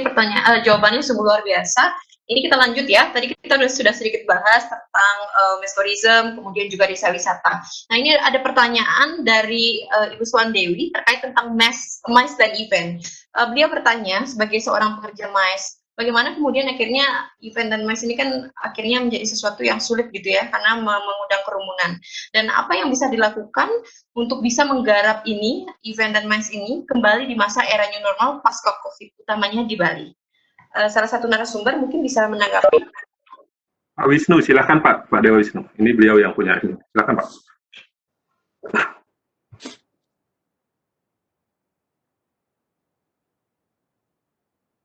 Masyarakat tahu bahwa bahwa memang kecenderungan traveler nanti akan dalam jumlah yang kecil, menghindari grup. Namun baru tadi saya membaca bahwa ada sebuah semacam virtual meeting di London yang diadakan oleh sebuah EO di London. Jadi itu salah satu contoh saja. Kalau after COVID, Mbak Gandhi, sebagai yang teman tadi yang bertanya, tentu after COVID new normalnya bisa kita perlakukan. Misalnya, kalau misalnya kapasitas Nusa Dua Convention Center itu 10.000 seat misalnya, tanpa breaking room, barangkali kita akan menggunakan hanya untuk 4.000, karena ada social distancing dan sebagainya. Bisa saja, sepanjang CHS tadi, new normal tadi diberlakukan. Tapi kalau selama COVID ini belum berakhir, namun ingin juga mengaktifkan event dan MICE, bagaimana caranya? Kembali lagi, jawabannya adalah virtual. Kenapa? Yang pertama, suppliernya memang ada. Karena memang ada hal yang memang harus dibicarakan secara berkelompok seperti sekarang. Dan kebutuhan pemerintah misalnya untuk melaksanakan suatu event-event itu masih ada walaupun kecil. Di sini kesempatan MICE organizer untuk ikut mengambil event tersebut secara virtual. Virtualnya adalah tentu saja memang dilaksanakan secara virtual, tapi dapat secara komersial menghadirkan profit misalnya kepada penyelenggara dan juga bagaimana tercapainya MICE tersebut. Andaikan pameran lukisan saya sudah temukan, ada dua pameran lukisan yang dilaksanakan secara virtual seminggu lalu oleh teman kami, seorang dokter di Bali.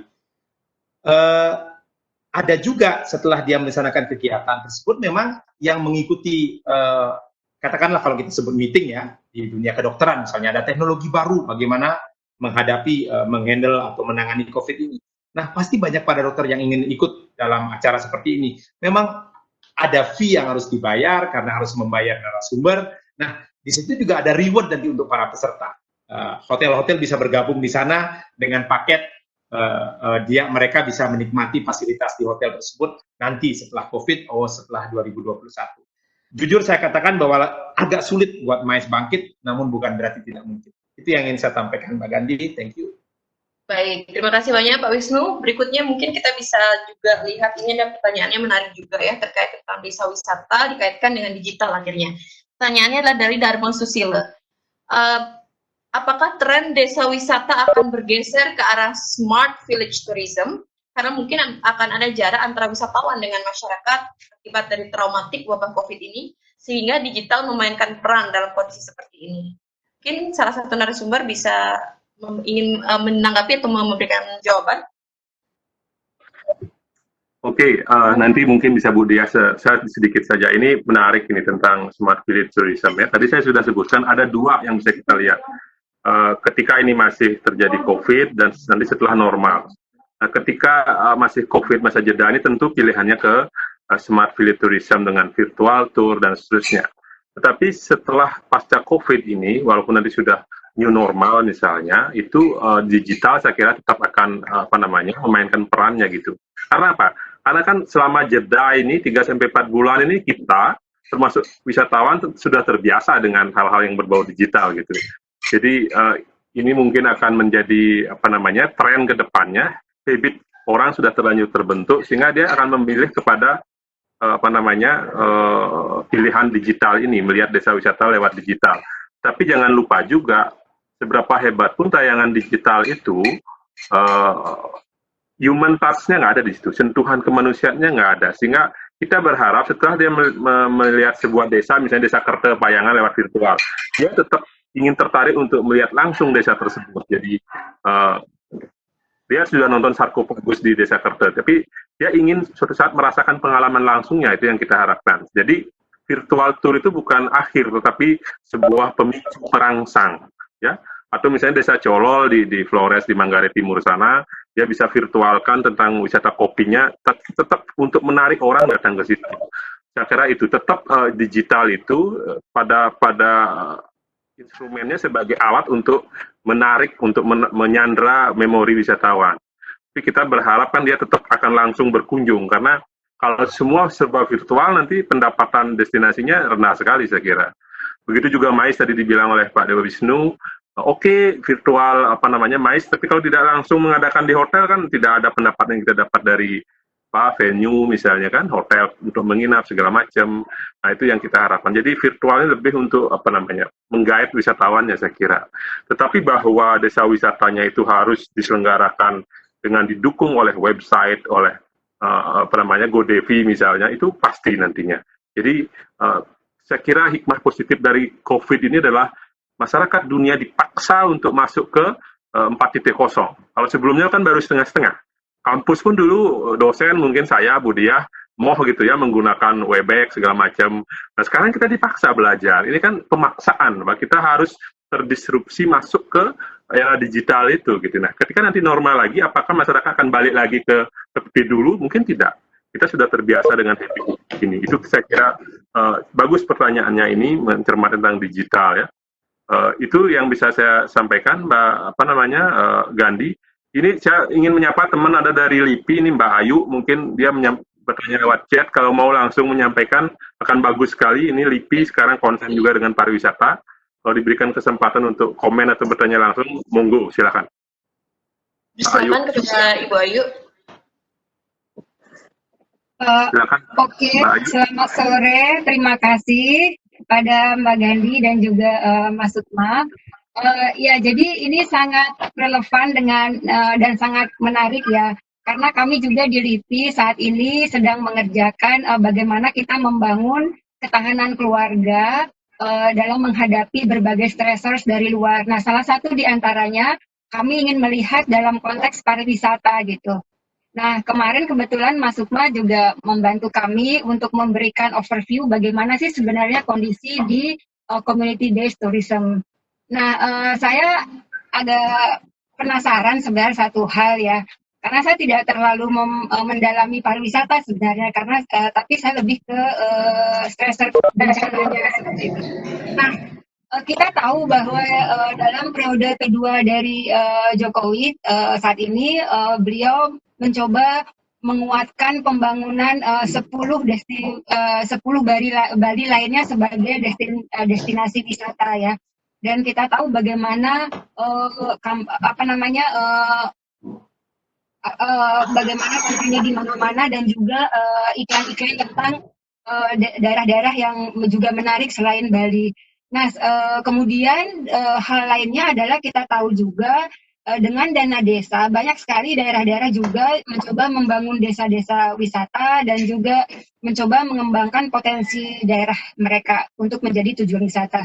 Nah, saya ingin bertanya dua sebenarnya. Yang pertama, ketika kebijakan pemerintah itu seperti mencoba mengalihkan tujuan wisata ke daerah lain, sebenarnya bagaimana sih wisata di Bali itu khususnya yang untuk community base? Karena mungkin di level community atau keindahan lingkungan di tempat lain juga bisa mendapatkan hal yang sama ya. Nah, kemudian kedua, kalau kita melihat ini sebagai konteks new normal, apakah keberhasilan Bali sekarang dalam menangani COVID-19 ini juga bisa menjadi momen untuk melihat bahwa Bali itu memang sumber untuk bisa melakukan pembelajaran sosial, untuk bisa membangun ketahanan di masa mendatang. Itu saja sih, saya mungkin minta boleh di-sharing pendapatnya. Terima kasih. Silakan, ini Pak Wisnu, mohon Gandhi ya saya potong. Pak Wisnu bisa memberikan mungkin untuk Mbak Ayu dari LIPI ini, Pak Wisnu, pengalaman kita di Bali dalam menangani COVID dan CBT, Community Based Tourism tadi. Silakan Pak Wisnu. Yang saya tangkap yang kedua, yang pertama saya maaf tadi sedang menulis. Yang kedua tentang apakah Bali memungkinkan menjadi semacam role model karena memang sempat ada pujian dari Presiden tentang penanganan COVID-19. Ibu yang saya hormati, kami juga sebagai orang Bali ada keyakinan bahwa ada hal-hal yang kadang-kadang bersifat, kalau sebut di Bali itu niskala ya, atau hal-hal yang bersifat spiritual yang membuat Bali bisa lebih bertahan daripada daerah lain gitu ya. Namun memang ada hal yang kadang barangkali sebagai unseen factor ya. Kalau Ibu ke Bali 2 minggu lalu, bahkan barangkali masih seminggu lalu, masuk ke Ubud seperti Pak Sukma juga share tadi, Ubud, Kuta, Legian, Nusa Dua, jalanan sepi banget. Kenapa? Banyak orang nggak lihat, barangkali itu memang ada kesadaran, tapi lebih karena faktor komersial. Ya, legian seminyak itu seperti nyepi, Bu, walaupun tidak ada PSBB, walaupun tidak ada PKM. Kenapa? Karena semua hotel tutup, objek wisata tutup, otomatis domino pensupportnya tutup. Yang terjadi apa? Workers pulang kampung. Nah, pada saat workers pulang kampung, terjadilah kekosongan di daerah objek wisata. Dan daerah objek wisata itulah yang sebenarnya menjadi potensi cukup besar untuk penularan COVID. Pada saat seluruh pekerja itu pulang kampung karena turis sudah tidak ada, desa yang sebenarnya original itu yang membuat Bali lebih cepat dalam proses landai pertumbuhannya. Kemudian kami juga seperti orang Jawa banyak menggunakan barsegenep istilahnya atau rempah-rempah dalam masakan kami. Barangkali itu menjadi jawaban. Tapi kalau saya mau jujur kepada Ibu bahwa ada hal yang misteri yang belum bisa kami jelaskan secara gamblang apa yang disampaikan Pak Sukma tadi. Kenapa Bali itu magically diceritakan oleh banyak media internasional begitu tahan terhadap outbreak dari COVID-19 ini. Semoga Ibu bisa berkenan dengan jawaban itu. Terima kasih. Terima kasih Pak Wisnu. Silakan Bu Dia mungkin. Ada tambahan yang pertama Bu Dia, yang pertama. Jadi yang saya lihat justru pada saat ada 10 Bali baru yang dikeluarkan oleh Kementerian Pariwisata, saya justru melihat adanya keinginan dari pemerintah untuk memecah mass tourism yang terjadi di Bali. Nah, apa yang kemudian menjadi permasalahan di destinasi adalah kita cenderung melakukan repetisi. Jadi apa yang sudah ada di satu destinasi itu diduplikasi sehingga jadinya unique selling point yang ada di destinasi tersebut tidak terlihat secara unik. Sebagai contoh, misalnya beberapa waktu lalu sebelum COVID di Bali, ya saya ambil contoh lagi di Bali adalah bagaimana banyaknya agrowisata yang menjual kopi luwak. Tiba-tiba sepanjang jalan di Tabanan banyak sekali kopi luwak. Sepanjang jalan menuju Ubud juga banyak sekali kopi luwak, dan di Gianyar juga jadi banyak sekali. Yang kemudian menjadi pertanyaan, antara satu kopi luwak dengan kopi luwak yang lain tidak ada distinctive unique selling point yang akhirnya menjadikan satu destinasi benar-benar berbeda. Dan hal ini terjadi di berbagai destinasi karena rata-rata kita hidup di Indonesia, yang kita miliki kalau nggak nature ya culture. Dan dua hal ini yang kemudian mungkin kita kreativitas yang menjadikan ini mungkin sebagai branding baru atau sebagai sebuah salah satu cara untuk menggerakkan generasi muda. Kayak tadi ada istilahnya Instagramable, terus sekarang ada dikeluarkan istilah Zoomable. Jadi Zoomable itu sebenarnya bukan bahasa Indonesia, tapi kemudian diciptakan oleh netizen yang dalam hal ini adalah generasi muda untuk menciptakan satu brand baru. Dan inilah yang nantinya akan shape up the future of our destinations. Generasi muda akan memiliki pengaruh yang luar biasa besar, akan memiliki pengaruh yang nantinya bisa menjadikan sebuah destinasi berbeda dengan destinasi lainnya. Mungkin segitu aja pendapat saya, Pak. Pak Sukma, saya tambahin dikit mengenai 10 Bali baru. Saya memang tidak dengar sekilas tadi. Ibu dari LIPI izinkan sebagai praktisi saya menyampaikan bahwa kami pelaku industri di Bali sama sekali tidak keberatan dengan 10 Bali baru.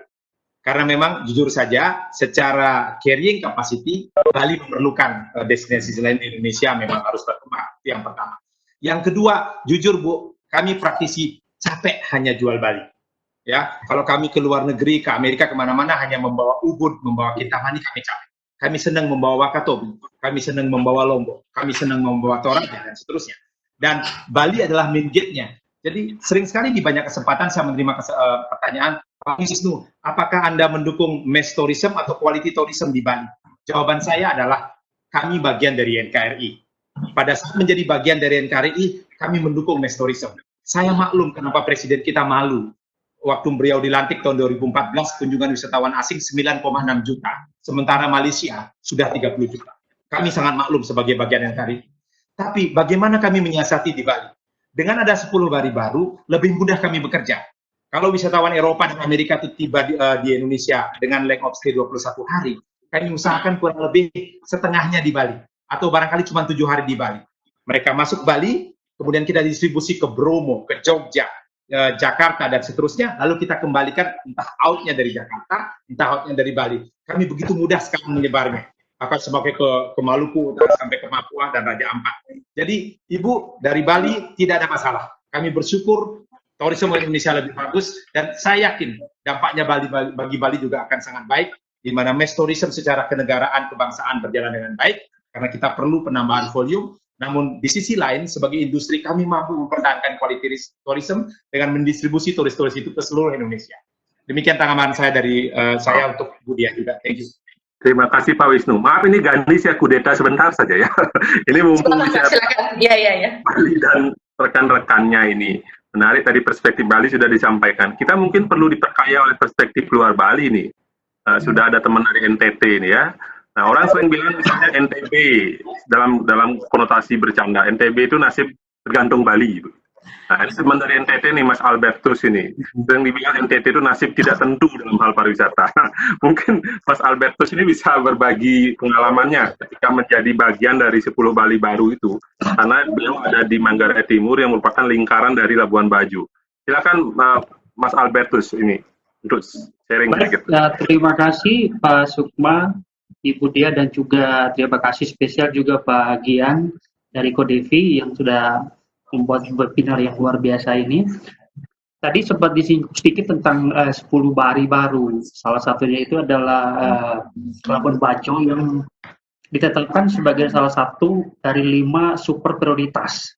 Jadi ada perbedaan dari 10 itu, 5 diantaranya menjadi destinasi super prioritas, salah satunya Labuan Bajo. Sebenarnya jauh sebelum pandemi ini ada, tahun 2019 awal, Gubernur NTT itu sudah ada wacana untuk membuat carrying capacity, pembatasan jumlah kunjungan ke salah satu ke Taman Nasional Komodo. Jadi pembatasan ini tujuannya untuk meningkatkan kualitas lingkungan di dalam Taman Nasional Komodo. Nah, ini tadi sinkron seperti yang disampaikan oleh Ibu Dia tadi, bahwa prediksi ke depan itu akan ada perubahan minat dari wisatawan. Tidak lagi berorientasi pada mass tourism, tapi berorientasi pada wisata alam. Nah, wisata alam tentunya kalau kita sinkronkan dengan protokol kesehatan, physical distancing, tentunya ciri capacity itu relevan dengan dengan kondisi pandemi kita. Pandemi artinya ada perubahan minat wisatawan. Tidak lagi melakukan kunjungan ke destinasi dalam jumlah yang banyak, tapi terbatas secara grup kecil ataupun individual. Nah, ide seperti ini, saya tidak tahu apakah mungkin atau dimungkinkan bisa dilaksanakan di Bali.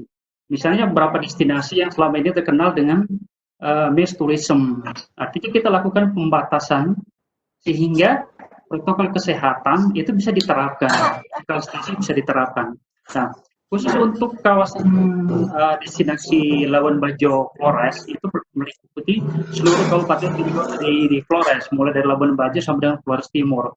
Nah, kami sebenarnya di Flores atau di NTT optimis dalam artian dengan prediksi yang disampaikan di Bu Dia tadi bahwa ada perubahan minat wisatawan yang lebih berorientasi kepada kunjungan ke destinasi yang sifatnya alam, kemudian kunjungan dengan jumlah wisatawan secara terbatas dalam jumlah grup kecil ataupun secara individual. Nah, hal-hal ini dengan potensi yang kami miliki di Flores, wisata alam, agrowisatanya dengan tadi disebut oleh Pak Sukma tadi, agrowisata kopi, hal-hal tersebut akan menjadi atau bisa ditawarkan sebagai suatu paket wisata baru yang sangat menarik. Nanti sangat cocok sekali dengan prediksi yang disampaikan oleh Ibu Dia tadi. Nah, cuma ini tentunya menurut saya akan menjadi tantangan tersendiri bagi teman-teman di destinasi yang selama ini sudah terlanjur berada pada zona nyaman dengan kegiatan pariwisata massal, misalnya di Pantai Kuta di Bali misalnya, itu sudah menjadi area publik yang sangat sulit untuk diterapkan physical distancing. Itu akan menjadi tantangan. Sedang untuk kawasan Flores NTT, kami sendiri optimis dengan prediksi yang disampaikan oleh Ibu Diah tadi, bahwa akan ada perubahan minat itu, dan kami siap dengan sesuai dengan potensi yang kami miliki di sini. Jadi kerjasama kami dengan Fakultas Pariwisata Udayana itu sudah menjadi landasan yang sangat bagus sekali, peningkatan SDM. Jadi dalam masa pandemi ini kami lebih banyak mengisi kegiatan dengan kegiatan pelatihan secara online. Diharapkan nanti setelah pandemi ini mungkin akan berakhir dalam jangka waktu yang beda, atau kita tidak tahu sampai kapan, tapi setidaknya dengan potensi yang kami miliki, prediksi akan minat wisatawan tentunya akan lebih pas untuk diterapkan di NTT. Kurang lebih demikian pengalaman yang bisa saya sampaikan dari NTT. Oke, terima kasih Albertus. Beliau adalah salah satu staf di Dinas Pariwisata Manggarai Timur. Baik, kursi moderator saya serahkan kembali pada Gandhi. Mohon maaf, silakan Gandhi lanjutkan. Mungkin silakan diberikan tanggapan seperti itu apa yang telah disampaikan tadi oleh Bapak Albertus mengenai bagaimana kondisi pariwisata di Flores begitu ya, kurang lebih. Salah satu narasumber mungkin bisa memberikan tanggapan atau jawaban. Mungkin saya. Ya, silakan Ibu. Terima kasih Pak Albertus. Jadi beberapa waktu lalu saya juga sempat bersama teman-teman melakukan penelitian di Labuan Bajo, dan memang saya melihat bahwa Labuan Bajo ini memiliki potensi yang luar biasa besar untuk nanti bisa mendapatkan wisatawan post-COVID ini. Nah, salah satu prediksinya lagi, tidak hanya wisatawan akan pergi, terutama untuk international tourist yang pergi ke satu negara itu adalah dalam jumlah sedikit, namun prediksinya juga mereka yang memiliki budget yang lebih besar. Kenapa budget yang lebih besar? Karena kita ini sedang babak belur, jadi ekonomi dunia ini sedang resesi karena adanya COVID. Dan mereka yang pertama kali pergi adalah mereka yang punya tabungan lebih, ya, dan cenderung merupakan definisi dari quality tourism yang selama ini kita suka dengung-dengungkan. Memang kita tidak bisa memastikan siapa yang nantinya akan datang dan limitasi orang yang mau datang ke destinasi, tapi setidaknya kita bisa mempersiapkan destinasi-destinasi itu. Salah satunya tadi saya sangat setuju dengan Pak Wisnu, mungkin dengan kita melakukan kolaborasi antar destinasi. Jadi lupakan yang namanya ego sektoral. Sering sekali kita berantem antara satu ini aja, satu kabupaten aja. Waktu kami sedang membentuk yang UNWTO Gastronomi Prototype waktu itu, jadi yang satu minta tolong diperbaiki jalannya, tapi yang satunya bilang, oh belum saatnya PU memperbaiki jalan. Nah, hal-hal seperti itu sering sekali tidak sinkron dengan energi kita yang akhirnya habis hanya dengan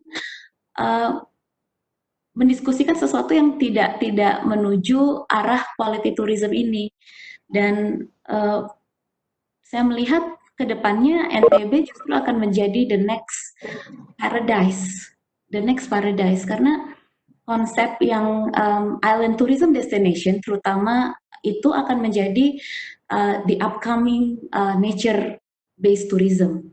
Jadi tidak hanya sekedar dia memberikan kesempatan untuk social distancing, tapi juga memberikan kesempatan bahwa mereka yang bisa melakukan island tourism destination adalah mereka yang memiliki kemampuan finansial terhadap itu, dan kemampuan finansial akan meningkatkan self-esteem yang kita bisa upload nanti misalnya di social media dan sebagainya.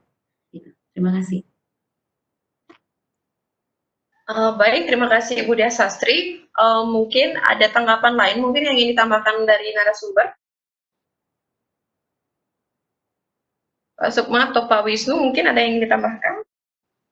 Mungkin cukup, lanjut ke pertanyaan yang lain, mungkin ada? Ya, baik. Kali ini saya ingin memberikan sesi kepada salah satu representasi Perbekal begitu ya. Di sini yang sudah hadir Perbekal dari desa saya. Ini desa saya juga. Pak Kade, apakah masih ada di posisi ya Pak ya?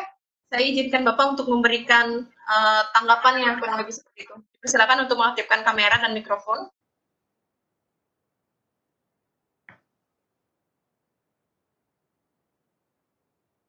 Pak Kade masih ada di sana?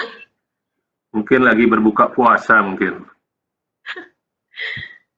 Ini lagi ngempu kayaknya nih Bapaknya. Oke.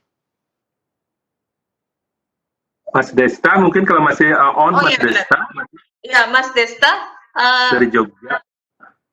Selamat malam Mas Desta, apakah masih di sana?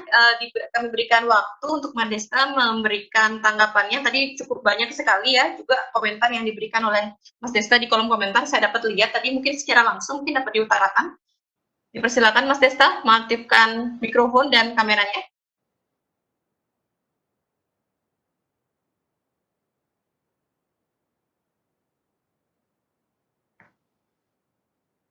Nampaknya ini ya, belum ya. Mungkin beliau sudah ini cukup luar biasa ya teman-teman. Jadi sebenarnya ini sesinya sudah berakhir tadi jam 18.40. Tapi akhirnya sampai agak sedikit molor seperti itu karena saking serunya ya kita bertemu dan digital ini mempertemukan dan membuat kita bisa bersilaturahmi seperti itu. Untuk agar tidak terlalu lama juga, mungkin sesi pertanyaan dari Mas Albertus tadi itu akan menjadi sesi terakhir pertanyaan dari sesi webinar pertama GoDevi ini. Tadi menarik apa yang juga disampaikan akhirnya oleh Bu Desastri sebagai penutup, ada kalimat ego sektoral seperti itu ya Bu ya. Harapannya adalah bahwa dengan adanya pandemi ini juga akan membuat kita lebih sering bertemu meskipun dari secara digital seperti ini. Sehingga berbagai perspektif, sudut pandang, masukan, ide, dan saran dari representasi Pentahelix ini dapat terwakilkan dalam event-event atau ajang-ajang seperti ini. Untuk selanjutnya, saya ingin menginformasikan untuk pengumuman pemenang giveaway buku. Kita ada giveaway buku ya di setiap sesi webinar ini. Untuk yang sesi pertama ini, pengumuman pemenang webinar pengumuman pemenang buku yang akan diberikan secara gratis oleh sponsor kami yaitu Prenada Media Group. Terima kasih sekali, ini supportnya, sponsornya dari Prenada Media Group yang telah memberikan sumbangsi buku seperti itu, akan diumumkan pada sesi webinar kedua. Jadi perlu diperhatikan juga nih Bapak dan Ibu, setelah webinar pertama yang kami adakan ini, akan ada sesi webinar kedua seperti itu. Nanti akan diumumkan oleh Pak Gian. Dan untuk pengumuman berikutnya terkait tentang e-sertifikat, bagi peserta yang membutuhkan e-sertifikat diharapkan untuk menghubungi panitia dengan menyertakan nama lengkap karena kemarin cukup banyak di data itu nama-nama yang tidak lengkap seperti itu. Baik, itu saja yang dapat saya sampaikan. Sampai jumpa pada acara webinar GoDevi Series 2. Matur suwun semua, saudara-saudara dari Sabang sampai Merauke. Waktu saya kembalikan kepada Pak Gian.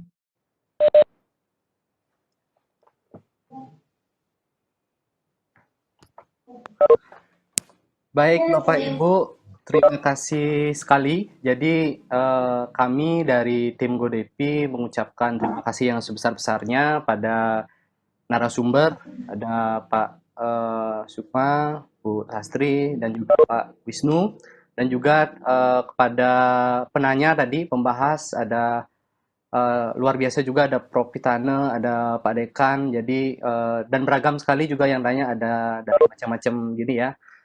Terima kasih sekali. Nah, karena ini momen ini kami ambil sebagai Hari Kebangkitan Nasional begitu. Jadi semoga dengan adanya webinar ini, adanya sharing diskusi ini, kita bisa mulai bangkit gitu ya dari situasi seperti ini dengan cara-cara yang memang sudah banyak tadi dibahas.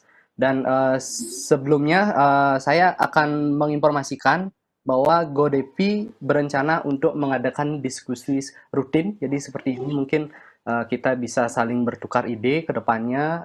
Dan jujur hari ini saya banyak belajar dari para narasumber, dari komentar-komentar yang masuk. Ternyata memang banyak sekali yang memang perlu kita pelajari. Nah untuk itu saya akan sampaikan. Kami berencana mengambil topik dengan mengundang narasumber. Jadi kebetulan di sini Pak Sukma juga nanti kami mohonkan untuk berkenan menjadi moderator. Jadi sampai jumpa di webinar selanjutnya Bapak Ibu. Terima kasih sekali dari semuanya yang sudah mengikuti dari awal sampai sesi terakhir dan bahkan sampai lewat. Jadi diskusinya seru sekali. Dan sebagai penutup, izinkan kami menampilkan satu video untuk mengingat kondisi kepariwisataan kita, begitu Bapak Ibu. Jadi ini merupakan kebangsaan kita, Indonesia Raya. Jadi selamat malam Bapak Ibu, sampai jumpa di webinar selanjutnya.